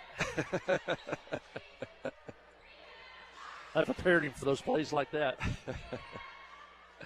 He gets the second free throw. Jasper Burgess, I think I shorted him a point after the game on last Tuesday night. I think he finished with 34 instead of 33 in that win over Pangburn in the first Arkansas Bank and Trust of the ballgame. He did it outside, inside. Maybe at times we'd say at will that night. Finished with 34. Greers Ferry is going to score 2 on their end. Clinton ball. Got a 2-2-1 half-court trap. Harrison Hall for a long three, his second of the night, 10-4. Boy, you get Harrison Hall back in action. He came back last week after suffering that ankle injury, missed a few games, missed by Greers Ferry, down the floor quickly going the other way. Alexander with it. He'll pull up behind the three-point line and knock it down. Zach for three. 13-4, 3 threes. And Coach Keith Brown's going to take a timeout with 5:28 remaining in the opening quarter. Clinton shooting well from the outside. They're off to a run. Stay with us. You're listening to KHPQ in Clinton High School Sports. Thanks. Almost dropped that again. I think we're still here. Keep it from a broadcast position. 13-4. I finished that thought about Harrison Hall. Had to miss some games with an ankle injury. Came back last week, but boy, what you bring him back into the ball game. There's a whole new dimension with Harrison Hall. You know, he's our best outside shooter consistently coming in from last season. That really opens up everything else. I got to spread the defense out to guard him and open stuff inside. Yellow Jackets have opened the game 4 of 6 from the field. Drive the baseline. And Harrison may pick up a foul on this one as he went for the block. I was wondering if you'd kind of like maybe to go in and try to take an offensive foul there instead of trying to block the shot, because you knew Gentry was going to go down the lane. He was not trying to step in there and take a charge. You know, they'll give that foul to Nathan Farmer. His first, the team's first. Each team only with one foul this far in the ball game. Against the press, Jackets get it across. Alexander, dressed in all black, trimmed in gold. Greers Ferry in white, trimmed in green. Alexander's going to drive. Gets a little bit behind the basket, shot up, won't go. Rebound going the other way. Slide inside. Burgess blocks it from behind. I think it was a foul called. Was that a blocking foul down low before Burgess got the block up high? Yeah, Newland tried to take the offensive foul. He's going to get charged with the block. And Gentry goes to the free throw line. He gets the first and the second. 13-8. So 4 points after the timeout by Greers Ferry. They pull back within 5 with 4:45 to go in the opening quarter.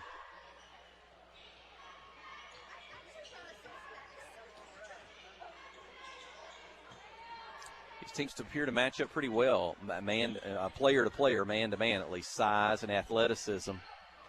Zach Alexander's going to get inside, in traffic, shot won't go. Greers Ferry comes away with it. Eagles drive, shot off the glass, good. 6-0 run by Greers Ferry, 13-10, the Clinton lead. Miller, the Heber Springs transfer over from last year with the basket there. Yeah, these two teams had 2 great games the last 2 seasons. And Jasper's shot blocked inside. Eagles get the rebound. Jasper tries to knock it away. He's whistled for a foul. 2 years ago, the Yellow Jackets came here, and it was back and forth until Craig and Bradley hit a shot at the buzzer to win the game for Clinton. Last year, the game was tied midway through the fourth quarter. Greers Ferry pulled away at the end, I think winning by 6 or 8 in that game. So they've had 2 really good ball games the last couple of seasons. Midway through the first quarter, 13-10 the lead. Putting a man-to-man defense. 3 new players in for Greers Ferry. And the ball knocked away. Hall was there. Alexander. Harrison gets it back in front of the Greers Ferry bench. And back out high to Zach Alexander. Man-to-man defense by the Eagles.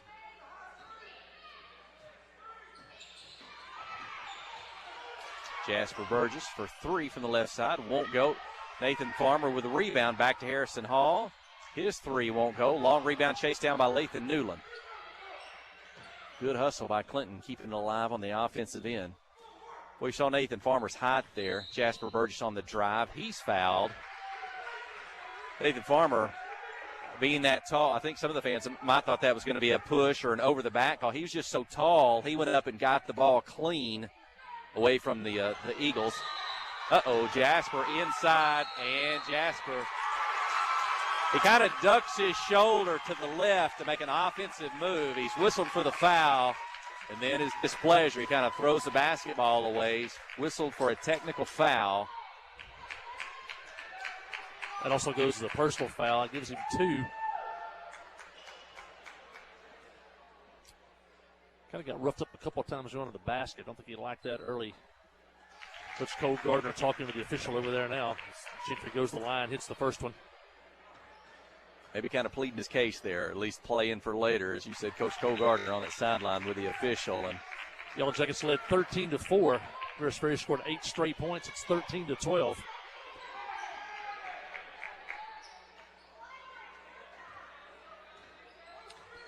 Jasper's going to be on the bench with 3 personal fouls. The team has 5. Just under 3 minutes to go in a 1-point ball game. Gentry on the drive, little floater in the lane.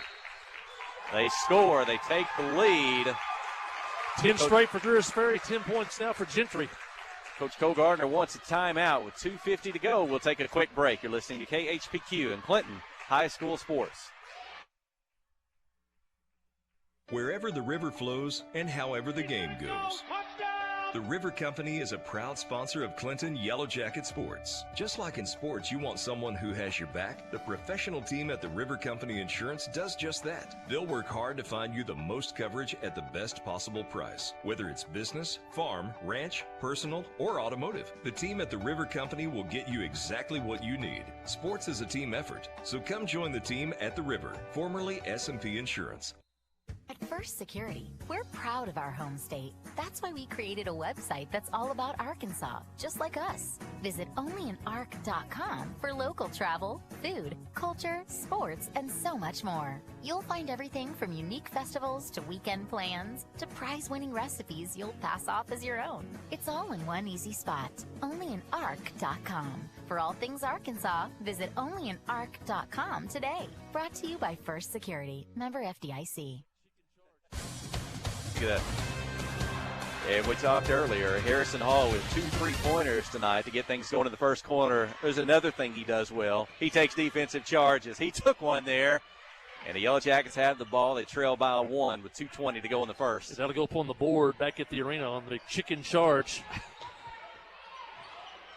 The chicken sandwich coming up for... They may return the favor. It is Zach Alexander on the drive. The Eagles get set. They take the charge. Alexander with the foul, the team's 6th. This game's about as evenly matched as you could call so far. A 1-point ball game. Similar foul, similar play, similar athletes on the floor. This is a good matchup early. Pass inside. 2 points. 16-13. Russ Hensley came in the ballgame earlier. I don't know if I called his name yet, but good to see the sophomore Russ out on the floor.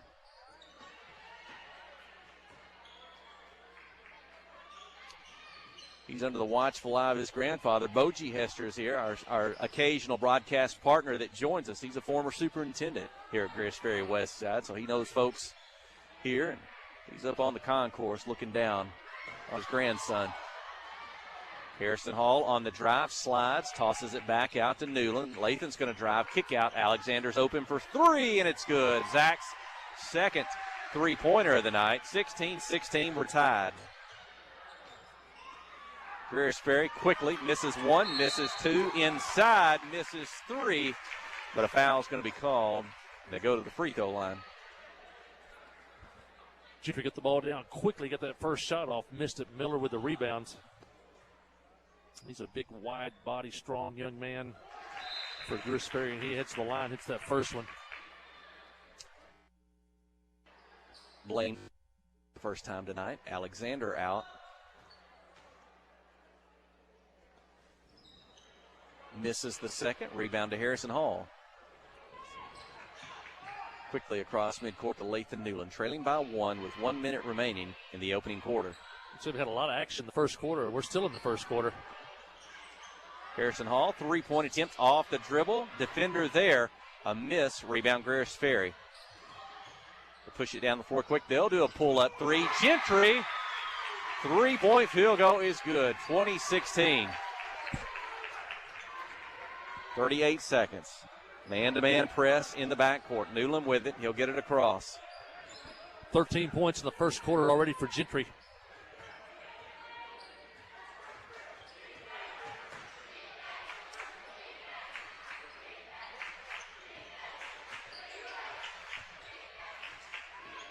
Harrison gets to the free throw line. His short's going to be short, though. It goes out of bounds. Last touch by Farmer and the Yellow Jackets. 12 seconds remaining, Eagle basketball. Blaine Emerton out. Zach Alexander returns. Final 12 seconds of the first quarter. Gentry. Hall tries to poke it away on the drive. And Clinton already with 18 fouls. So that's a 1-and-1 opportunity for Greers Ferry with 9 seconds remaining.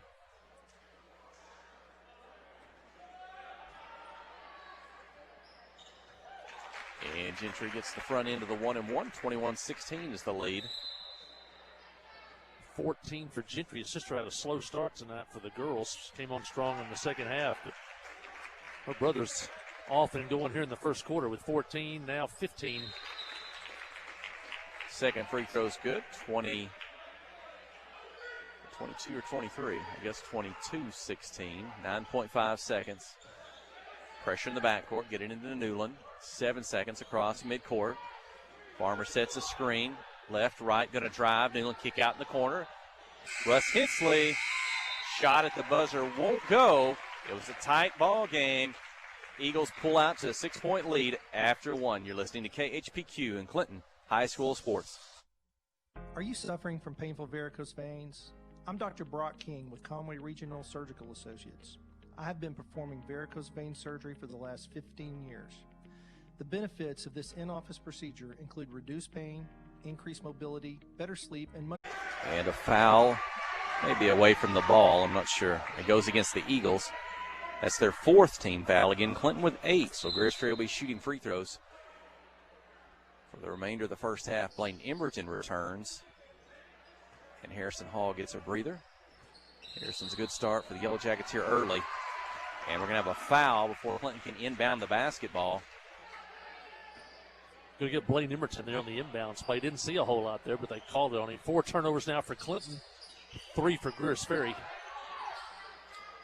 Shot up won't go. Farmer defending. Second shot off the rebound. Good for the Eagles. 26-16, their biggest lead.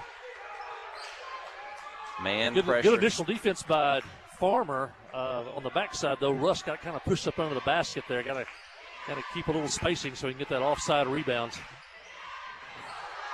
Lathan on the drive. Gets up, but the shot's blocked. Eagles going the other way. Defense back.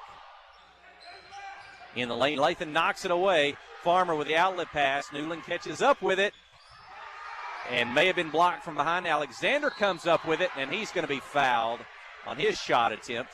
And 2 free throws upcoming for Zach Alexander. Physical play. Greers Ferry challenges every shot at the basket because they got a lot of size with Biddle and Malachi Miller in there. And that time they challenged both Newland and Alexander, but Alexander did get the foul call and hits the line.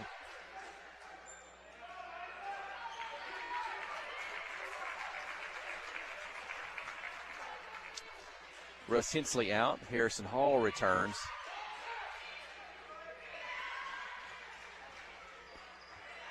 Zach, does he go 1 for 2 at the line? 1 for 2. Jackets 3 of 4 at the line.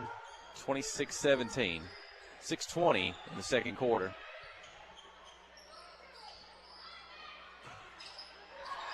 And through the hands, Newland comes up with it. He'll get it across midcourt, pull up, let his teammates catch up.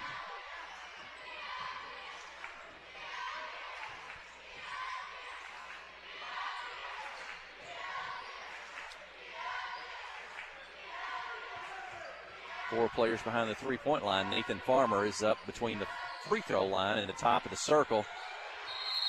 Ball gets loose. And it looks like Coach Keith Brown's going to get a timeout for the Eagles, maybe before the Yellow Jackets had a chance to recover. I don't know if that's one of those plays where the Eagles had possession of the ball and they got quick enough timeout, or if the officials are kind of generous at letting the team call a timeout. I didn't see a lot of loose ball. There was like both players had their hands on the basketball, but the baseline official had a good look at the west side bench, so he saw Keith Brown all the way, and he gave him the timeout, and Greers Ferry will have it. give Gentry credit with that one. That's a turnover on the Yellow Jackets, number 5.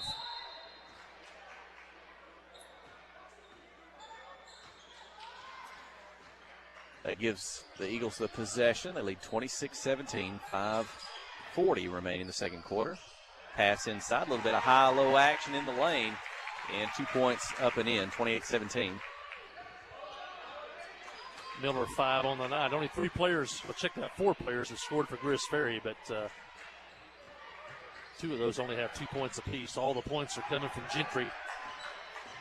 Toss it back out high to Emberton, just inside the three-point line, a miss. Eagles with the basketball. 3:45 remaining in the second quarter. Long pass inside. Newland low, Emberton high. One of those two picks up the foul. It'll go against Lathan Newland, his second, the team's 10th. Nate Biddle to the line for Gris Ferry.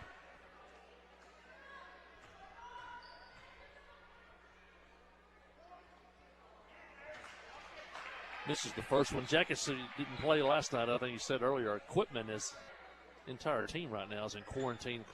Quitman, senior boys. That's why there was no game last night. The Yellow Jackets will return to the action Friday at Riverview.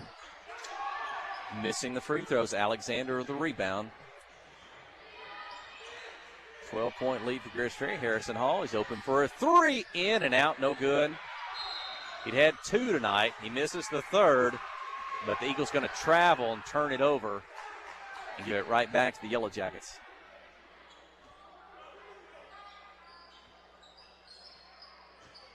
Alexander inbound, gets it back. He's going to drive over to Hall in the corner. His shot blocked out of bounds.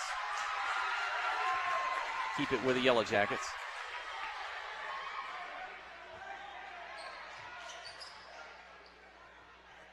Emerton Newland, Harrison Hall, Nathan Farmer, Zach Alexander. 3:15 in the second, trailing 31-19. Gets man-to-man defense by Gris Ferry. Miller hedging there on that screen. Lathan's going to drive and draw a blocking foul. He got to the baseline of the block. He looked to pass and not shoot. He got the pass away, but a foul's called, and 7th team foul on Gris Ferry, so a 1-and-1 opportunity for Lathan Newland. Jackets 3 of 4 on the night at the line. Hadn't got there often. As Russ Hensley set to check in for Clinton. Hensley in, Blaine Emerton out.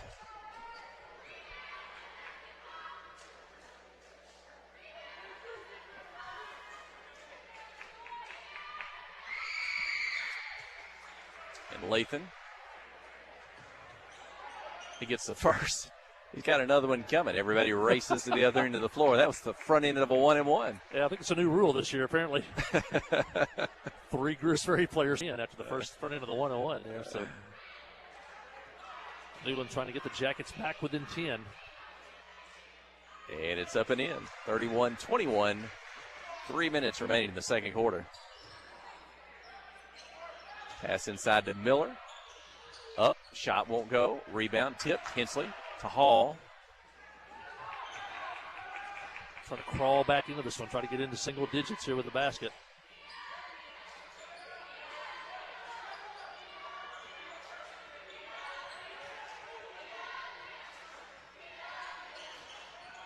Harrison Hall on the dribble. Gets in the lane. Defender falls away, and Hall pulls up for 2. 31-23. Harrison, a good offensive start here in the first half. Yeah, good head fake that time. Got the defender to fly by, and then he had a wide open shot from about 8 feet. Long three-pointer attempt by Gentry, and it's good in front of the Yellow Jacket bench. 34-23. Gentry's first points, though, of the second quarter after getting 15 in that first quarter. Harrison may answer his pull-up 3 off the dribble, just short off the rim. Rebound Zach Alexander, and he'll be fouled on his shot attempt.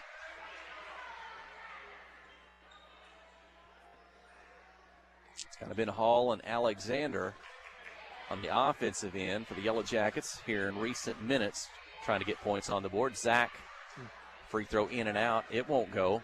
Is he sitting on 9 points? Needs a free throw to make it 10. The second opportunity gives him 10 points on the night, and it pulls the Yellow Jackets within 10, 34-24, just under 2 minutes to go. You like to get this thing back in the single digits before halftime. Gentry's three misses. Lathan Newland long pass down the floor to Zach Alexander. Defense back. He'll step back two. It won't go. Oh, Farmer for the tip. Misses, but gets his own rebound and puts it in. 34-26.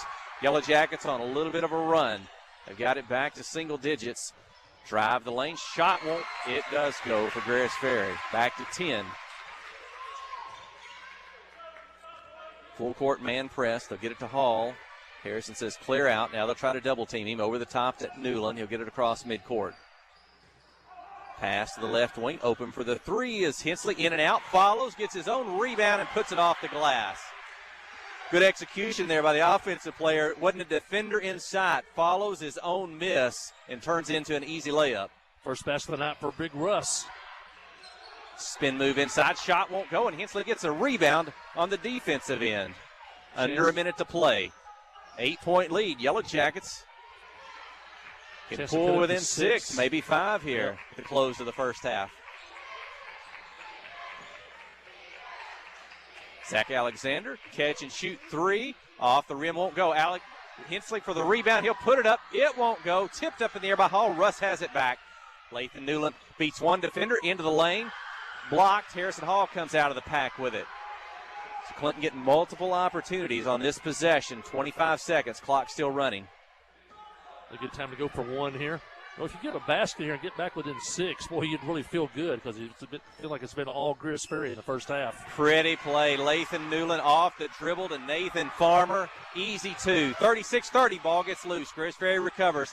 Oh, Lathan almost knocked it away again. Gentry's going to shoot a three. It's off the rim. No good. Newland with the rebound. A second. If he gets the shot off at the buzzer, it won't go. But Clinton on a run to finish out the second quarter. As you said, they pull within 6. It's 36-30. Halftime from Greers Ferry. Well, we'll take a break, catch our breath. Stay with us. You're listening to KHPQ in Clinton High School Sports. Friday night at the stadium is not the time to worry about your finances. Let First Arkansas Bank and Trust ease your mind with their mobile banking capabilities. You can check your balance, transfer funds between accounts, and even find the nearest ATM for dinner after a road game. The free mobile app is available on the iTunes Store and Android Market. You can cheer loud and proud for the Yellow Jackets because First Arkansas Bank and Trust has you covered. See a branch for more details. Equal housing lender, member FDIC. Towing and recovery is the last thing you think about until you really need it. Then you really want the best. There's only one name to call, Justin's Collision Repair Towing and Recovery. They have the largest and latest model recovery fleet in North Central Arkansas. From small towing to heavy-duty towing, Justin's Collision Repair Towing and Recovery on Highway 65 in Clinton is the one to call, 745-2992. That's Justin's Collision Repair Towing and Recovery, 745-2992. Ozark Health is a wonderful diamond in the rough, I call it. Living in a rural community, having access to healthcare is critical. It has been a blessing to our community. Not that I want to go to the hospital, this last place that I really want to go, but this is a place I'd recommend to anybody. There's nothing like the individual care that you get here. It's phenomenal. Our purpose for being here is to serve people. It fills me with pride that we're able to do that. Ozark Health, your community hospital. Tonight's basketball game is brought to you in part by these fine Yellow Jacket boosters, by TLC Bookkeeping, by Dr. Jamie Beavers and staff at Beavers Family Dentistry, by Subway Sandwiches of Clinton, by Miller Sanitation, by Ingram Tire, and by the Western Sizzler. These fine sponsors bring you tonight's basketball coverage on KHPQ.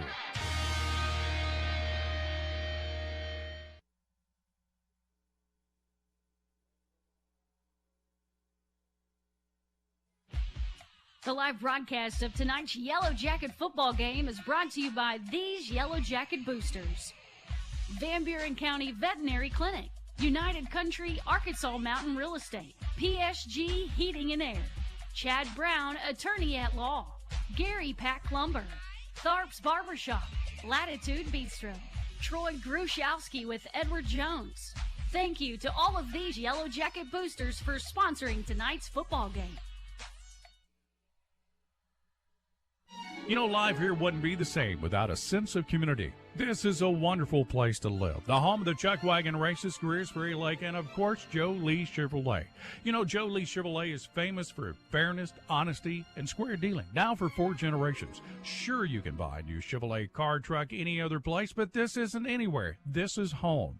They invite you to come on down to Joe Lee Chevrolet, where they have large rebates and incentives plus low interest rates. Joe Lee Chevrolet, Highway 65 South in Clinton.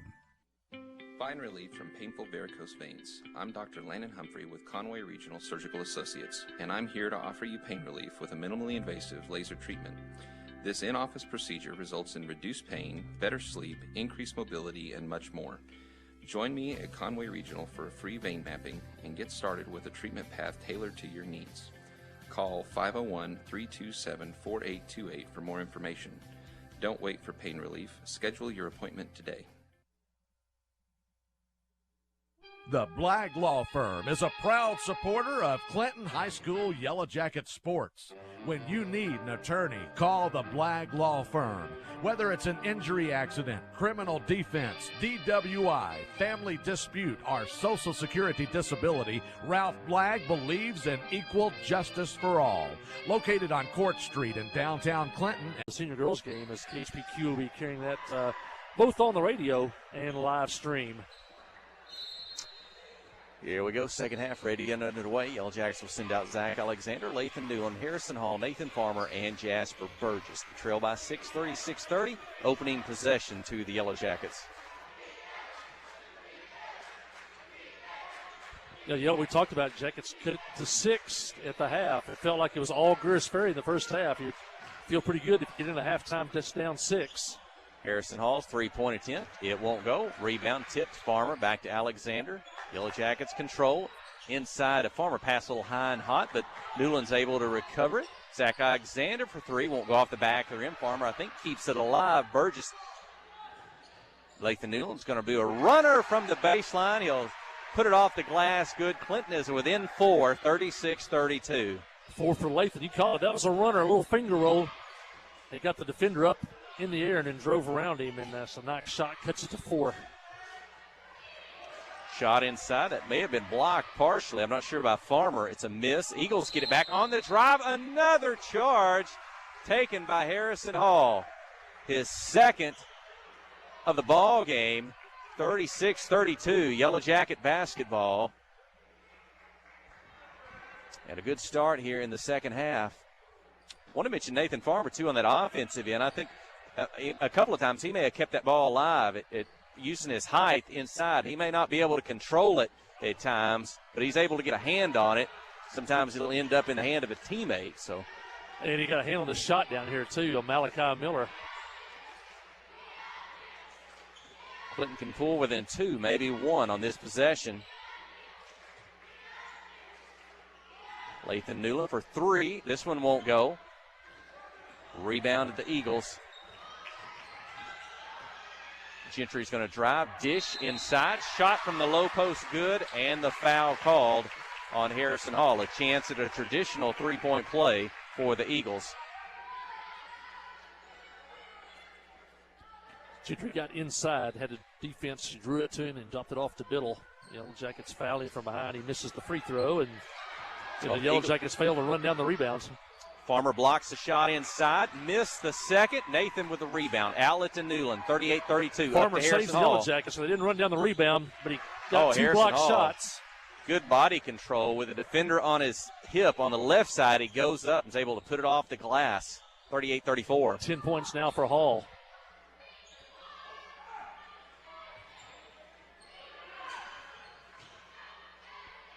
Burgess back in the game. We got to keep him out of foul trouble. Has 3 right now. If we can get into that fourth quarter with only 3. Farmer blocks a shot out of bounds. Man-to-man defense, and Nathan wasn't letting that one get anywhere near the basket.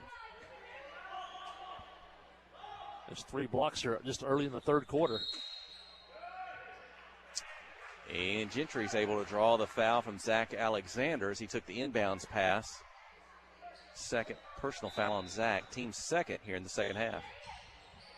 Inside to Miller, and he's able to get it off the inbounds pass, up and in, 40-34, back to 6 for Greers Ferry.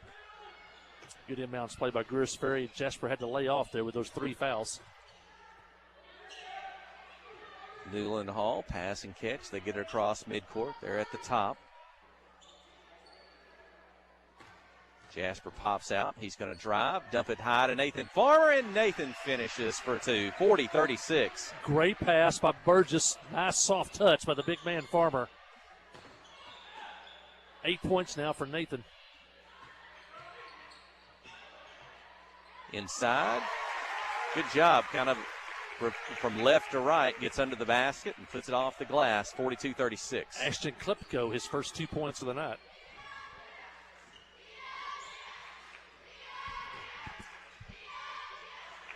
All behind a screen.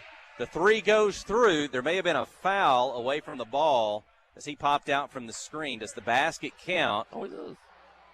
It does. They're going to give him the basket and a foul on Greers Ferry. 42-39, and it's Yellow Jacket basketball. Yeah, I thought he was going to wave that off and say the foul Keith occurred Brown before wants the an shot. explanation. What, did it come off the screen? Was it the defender? They didn't make the foul on Hall. Yellow Jackets had a double screen. The Greers Ferry player ran right through the screen. Greers Ferry said the foul occurred before the shot was in the air. The official said, nope, ball was in the air. It's a foul and Clinton basketball. Who hit that, Harrison Hall? Yeah, Harrison. He was clear after the screen said the foul. And Greers Ferry's going to steal the inbounds pass down the floor. Shot won't go. The follow won't go. A tip, a third opportunity for Miller, and he gets it in, 44-39. So maybe for Greers Ferry, maybe it all's a wash in the end. Maybe they think on that as they end up with 2. Foul called on the Eagles as Lathan Newland has the ball. Stops the clock at 4:22 in the third. Clinton trailing by 5. Well, it was all moot there as the Yellow Jackets got the 3 and the possession, but they immediately threw the ball away, so all things evened out there. Newland just below our broadcast position here, sitting on the home side of Greers Ferry on the concourse. And Miller going to reach in, make contact with Harrison Hall as he takes the pass. Miller's first of the ball game, the team's 4th in the second half. Good ball move by the Yellow Jackets, so those cutters. Inbound the ball to Alexander. He's alone at the 3-point line. It's good. The 3, 44-42. The Yellow Jackets have pulled within 2 here in the second half. Third 3 of the game for Zach. Zach's in double figures? 13 for Zach, 3 threes, yep. Hall's in double figures. Those 2 leading the Yellow Jackets. 44-42 foul called on Clinton. Alexander's 3rd personal. They got to try to get him to the fourth quarter now with only 3. And Gentry's going to drive. He gets just inside the free throw line and then kind of a soft floater up and in, 46-42. Gentry's first points in the second half, only 5 since the first quarter. Harrison Hall, kind of a fade away from the baseline. Good, off the dribble. Well, you know he can shoot the 3 from the outside, but that's off the dribble, falling away, 46-44.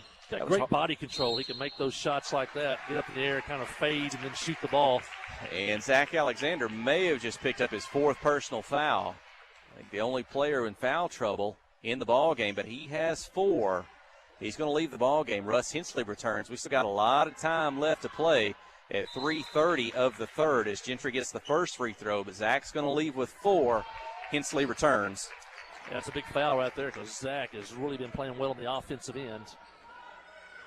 He, along with Harrison Hall, have been carrying us offensively. Gentry gets the second free throw, 48-44.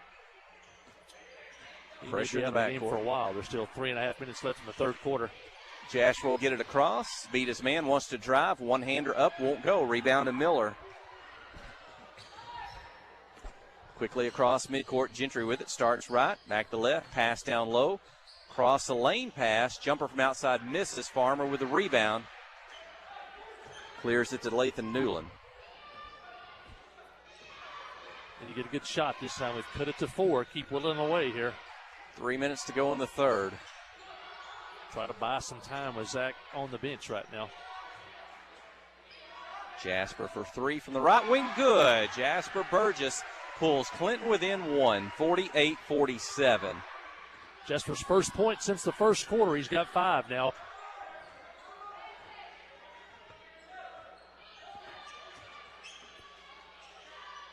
But Clinton trailed by 6 at halftime.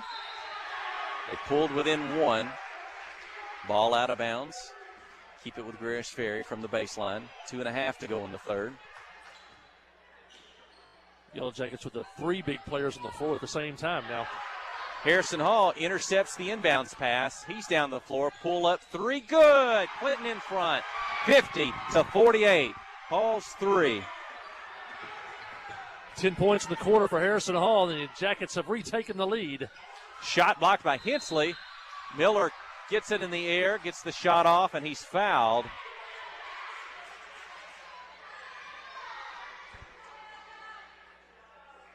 And Miller to the free throw line. 4 threes in the quarter for the Yellow Jackets. Russ Hensley's second personal foul. So Miller pulls the Eagles within 1.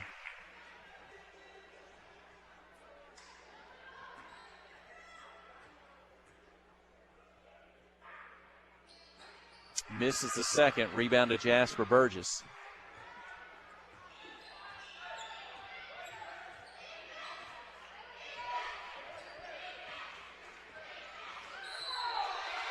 And an offensive foul on Jasper Burgess. I think he tried to clear the defender a little bit. Probably a little bit of touch and a little bit of acting on that one by the Greers Ferry defender. He's going to pick up his 4th, and Coach Cole Gardner wants a timeout with 2 minutes remaining in the third quarter and a 1-point lead. You're listening to KHPQ in Clinton High School Sports. Friday night at the stadium is not the time to worry about your finances. Let First Arkansas Bank and Trust ease your mind with their mobile banking capabilities. You can check your balance, transfer funds between accounts, and even find the nearest ATM for dinner after a road game. The free mobile app is available on the iTunes Store and Android Market. You can cheer loud and proud for the Yellow Jackets because First Arkansas Bank and Trust has you covered. See a branch for more details. Equal Housing Lender, member FDIC. We have partnered with Carti to bring world-class cancer treatment to Van Buren County. Some chemos are between 1 to 2 hours to 8 hours. So when patient is sick, diagnosed with the cancer, traveling to Little Rock, that's a pretty long day for sick people. Back in the old days, you had to get on the interstate, go to Conway, or go to Little Rock to get your chemo treatment. My mom, for 1.5 years, was able to take them right here in Clinton, Arkansas. Big peace of mind for my mom. Ozark Health, your community hospital. 9 minutes ago.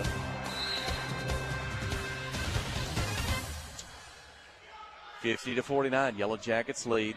Just under 2 minutes in the third quarter. Blaine Emerton returns to the ball game. Russ Hensley, Nathan Farmer, Harrison Hall, and Lathan Newland.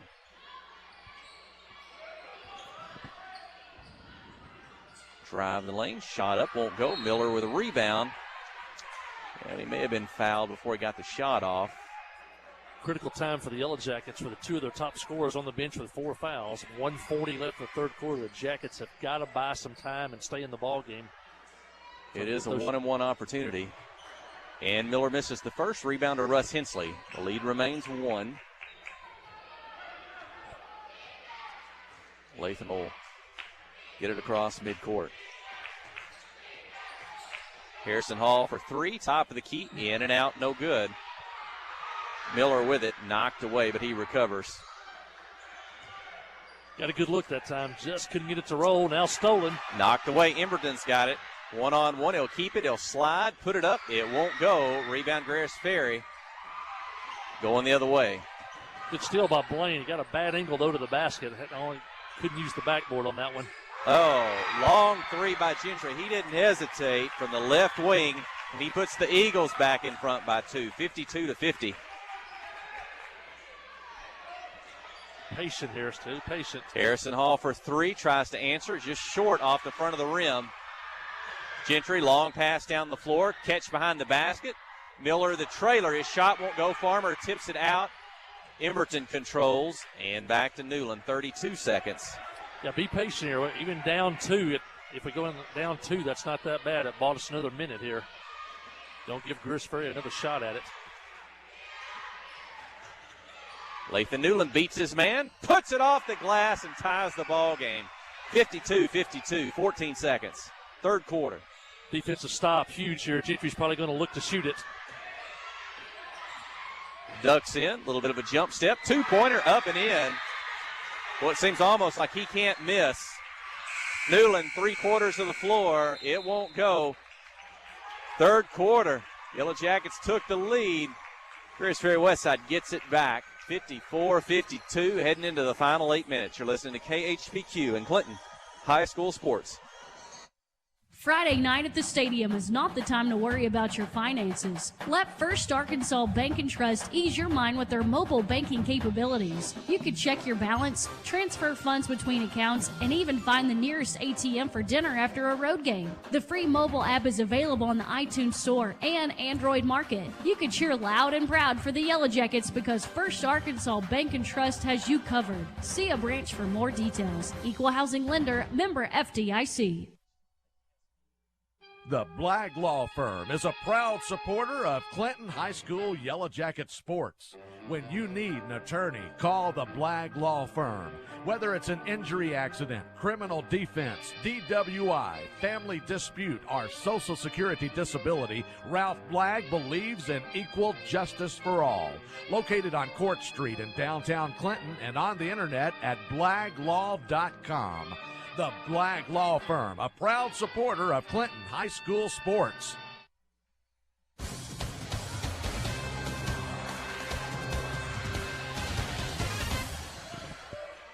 Here we go, setting up for a final 8 minutes. Boy, it's been a fun game.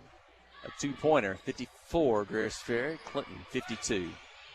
58% shooting for the Jackets in that third quarter. That's what brought them back, 9 of 15. Harrison Hall leading the way for the Yellow Jackets. Lathan Newland, Blaine Emberton, Russ Hensley, and Nathan Farmer. Shot and a miss by Greers Ferry. They get it back. And the second shot off the glass good, 56-52. Jasper Burgess on the bench with 4 fouls. Zach Alexander as well with 4 fouls.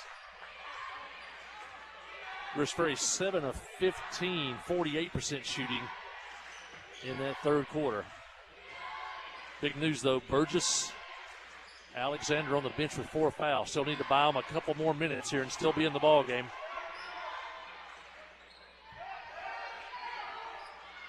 Zach, along with Harrison Hall, the leading scorers tonight for Clinton. So those points are on the bench. Let's see who can pick up points from this squad out on the floor. Lathan Newland had the last 2 to finish out the third. He's going to drive, take on the defender, miss. Nathan Farmer with a rebound. Lathan gets it back in the corner. He's all alone for the 3. This one won't go. Long pass down the floor. Eagles bounce pass across the lane. Count the bucket and the foul. That'll go against Harrison Hall. A chance at a 3-point play for Greers Ferry. Third personal on Hall. Greers Ferry shot the free throws well tonight. And he misses that one. Going to miss that one. It's tipped around. Russ Hensley controls. Jackets need a good look this time. Get a good high percentage shot. Trailing by 6. Foul on Greers Ferry. Out on the floor, 5th team foul, non-shooting foul. Jasper Burgess will return. Playing with 4 personal fouls. He's got 1 field goal. That was a 3-pointer there before he went out of the ball game earlier in the third quarter. 3 fouls on Knapp, one of the big players on the inside for Greers Ferry. Miller's out of the game right now on the bench, getting a breather. Burgess back in the game. Jasper for 3. It's up and in. Burgess makes his presence felt quickly. 8 points 55. on the night. Got to be careful on the defensive end.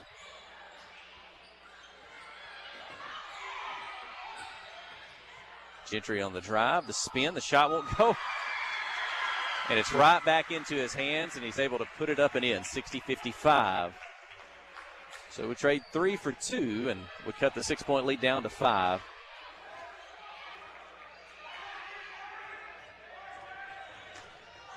And on the steal, Eagles take it away. Nathan Newland pokes it away out of bounds. So they'll stop the drive. 5:37 to go in the fourth. Zach Alexander will return. Blaine Emerton out. So you got the Alexander original back for Clinton, Miller back for Greers Ferry.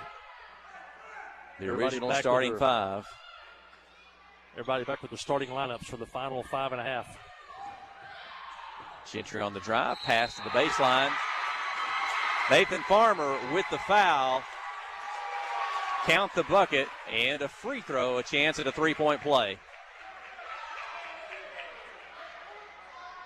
Brent Knapp with the basket.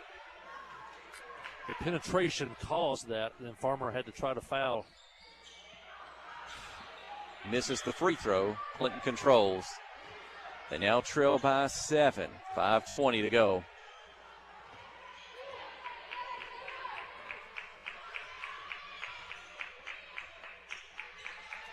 Burgess misses from the top of the key. Rebound to Miller and the Eagles.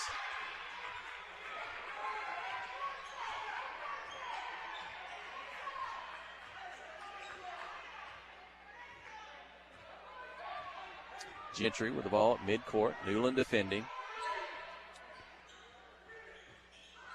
Pass inside, poked away by Hall out of bounds. Clinton's playing with 9 team fouls, so Greers Ferry will be shooting the 2-shot double bonus for the remainder of the ball game. Still a lot of time, 4:48 to go. 62-55. Clinton led by a couple, near the end of the third quarter. Greers Ferry on a run since that time. Yeah, led 50-49 at the 1:45 mark of the third quarter. 54-52 Greers Ferry when this quarter started. And Miller inside, up for 2. Jasper Burgess having to be careful not pick up his 5th personal foul. Suddenly the lead's 9 by Greers Ferry. Jasper on the drive, couple of defenders, and a defensive blocking foul on Greers Ferry. Let's see if he was in the act of shooting yet. Greers Ferry outscored the Yellow Inbound Jackets from the baseline. 10-7 to start the fourth quarter.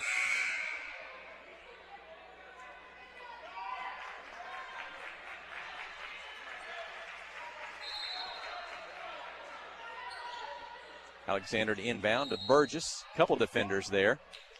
And a foul on the inbound pass to Burgess, foul on Greers Ferry. That's their 7th team foul, so a 1-and-1 opportunity coming up for the senior, Jasper Burgess. Made a couple of free throws early in the ball game. And he misses the first. He'll chase down a rebound in the corner and throw it off Miller and the Eagles. So Clinton keeps possession of the basketball. Good hustle keeps the possession alive for Clinton. Big one, trailing by 9. Exactly 4 minutes remaining in the ball game.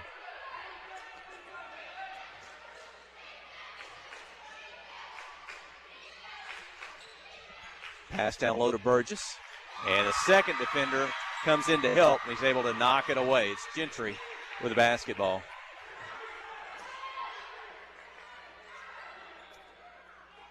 Gentry's pass to Miller, and he's under the basket and scores. So kind of stretch the floor a little bit. Defense going to have to overplay. Miller got behind. He's able to get 2. 66-55. Coach Cole-Gardner wants a timeout. 3:30 to go when we return. You're listening to KHPQ in Clinton High School Sports. Towing and recovery is the last thing you think about until you really need it. Then you really want the best. There's only one name to call: Justin's Collision Repair, Towing and Recovery. They have the largest and latest model recovery fleet in North Central Arkansas. From small towing to heavy-duty towing, Justin's Collision Repair, Towing and Recovery on Highway 65 in Clinton is the one to call. 745-2992. That's Justin's Collision Repair, Towing and Recovery, 745-2992.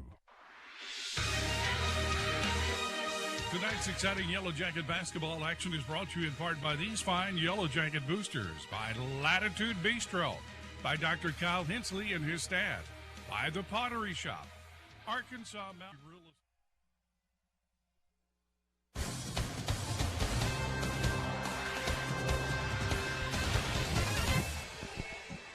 Estate. 66-55, Yellow Jackets trailing. 3.5 minutes remaining. It's 54-52, Greers Ferry starting the fourth quarter, but Yellow Jackets only been able to score 3 points here over the first 4.5 minutes of the fourth quarter. Got to get it going now, though, down by 11.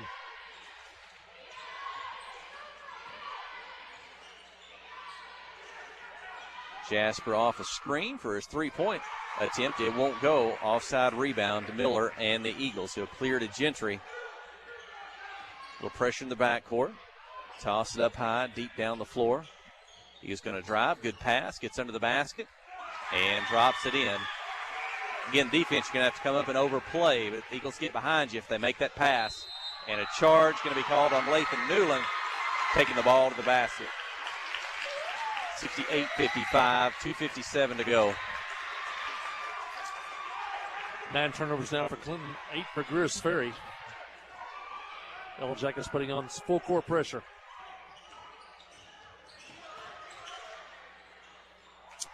Miller off the pass, bounce pass low, pass for two. It's good execution. I think, as I started to say a moment ago, the Yellow Jackets may can score the points they needed, but I don't know if they can stop the Eagles. And Greers Ferry West side is outscored 16-3 here in the fourth quarter. 70-55. Foul call. Jasper Burgess to the free throw line.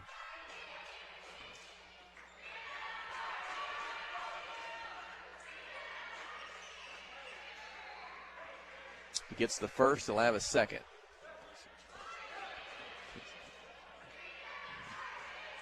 Chance getting double figures for Jasper, and he does. Second free throw. 70-57. Pressure in the backcourt by the Yellow Jackets. It's like a man press. They'll get it across. It's Gentry. He'll pull up in the lane. Drops it for two. And they're still aggressive. If they got an open look to the lane, they're going to shoot. And they're scoring 72-57. And Greers Ferry 9 out of 10 shooting from the field in the fourth quarter. Jasper Burgess for three from the left side. Good. 72-60. And a quick timeout by Clinton. Stop the clock, set the defense.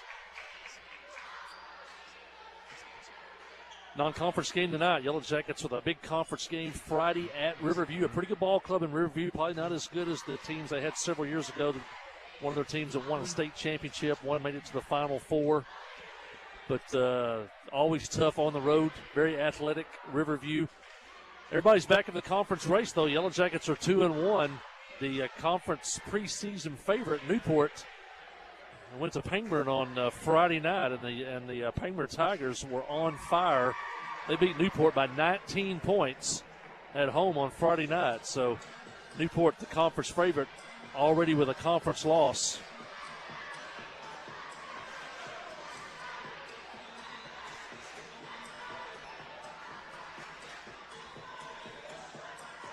If you just tuned in, the Jacket junior high teams both won tonight. Senior girls suffered their first loss of the season. And the senior boys trail here 72-60 with 2 minutes left in the ball game. 2 minutes to play. A 12-point lead by Greers Ferry here at home. Eagles get it across. They get it down low and put it off the glass for two. 74-60. Across to Harrison Hall. He's had a good night scoring for the Yellow Jackets. His pass inside, knocked away, but he gets it back.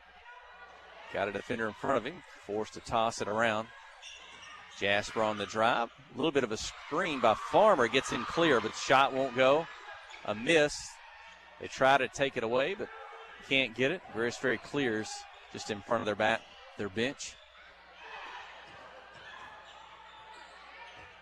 Now they'll play a little bit of a keep away with 1:15 to go.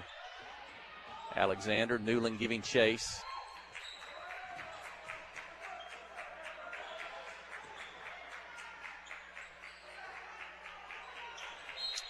Foul by Zach Alexander on Gentry at midcourt. He'll pick him up, Zach will foul out of the ball game. He had a good night early for the Yellow Jackets, got in foul trouble in the second half, but he's going to finish with how many points tonight? 3, 5, 7, 10, 13 on the game tonight for Zach Alexander. A good offensive performance tonight by the senior.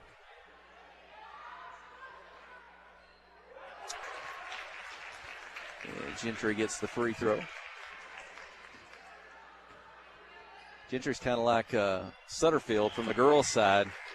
Getting those free throws, he gets the second. 76-60. 33 points on the night for Gentry. Well, the final score in this one's not going to necessarily be indicative of the first three quarters. When we had, a 1-point ball game, or two going into the final period. With 40 seconds to go, Greers Ferry just has to play keep away. I was hoping we were going to set up for we could revisit Craig and Bradley's, as you mentioned, buzzer beater here a couple years ago. Craig and Bradley played at UCA against Arkansas a couple nights ago. They mentioned his name and hometown on ESPN. But the Yellow Jackets aren't going to get a chance to do that tonight, as the final 15 seconds are going to wind down, and the Eagle crowd is going to give their players a standing ovation tonight. They're going to get the win.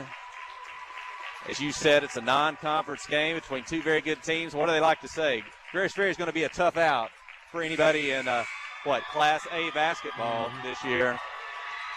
A very good squad, and they defeat the Clinton Senior Boys tonight, 76-60. As Coach Keith Brown and Cole Gardner give each other a fist bump at half court, the teams will gather up for a post-game prayer. We'll step away for just a moment. When we return, we'll give you some final numbers and wrap it up. You're listening to KHPQ in Clinton High School Sports.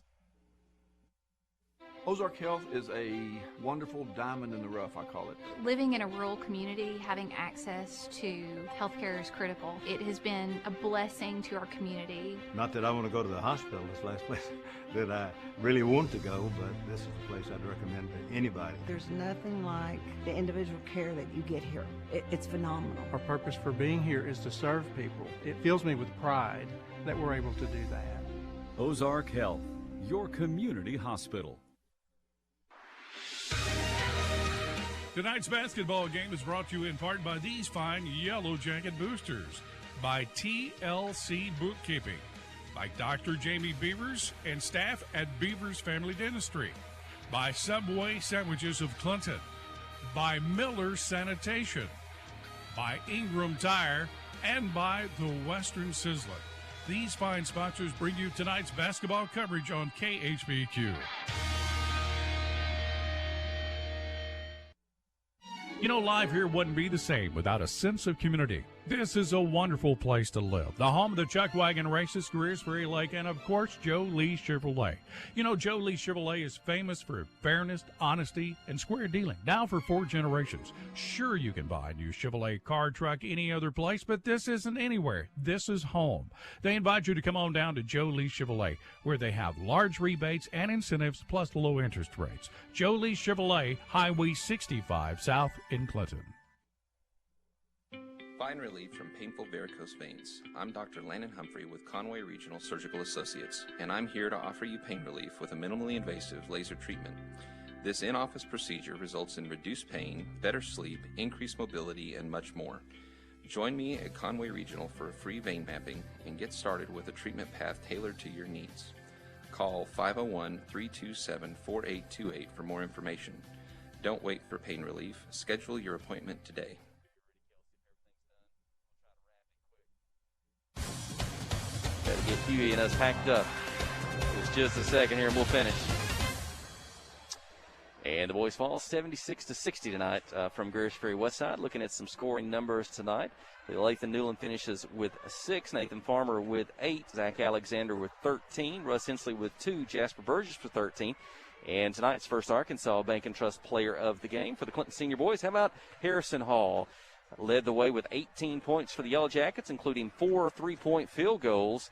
And a good effort by the senior Harrison Hall. And our first Arkansas Bank and Trust player of the game.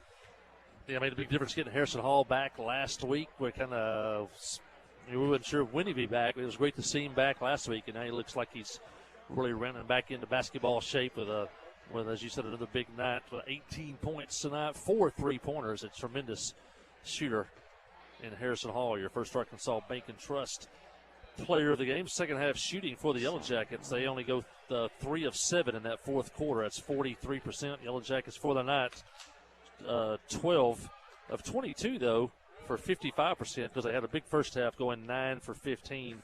That's 58%. Greers Ferry, though, was on fire in the second half. They were 11 of 13 in the second half, 85% from the field. Actually, that was in the fourth quarter, and they go 18 of 28 for the ball game. That's 64% shooting on the night, but a big second half, and they went 11 of 13. And, of course, they also added on a bunch of free throws. They shot the ball well tonight from the free throw line.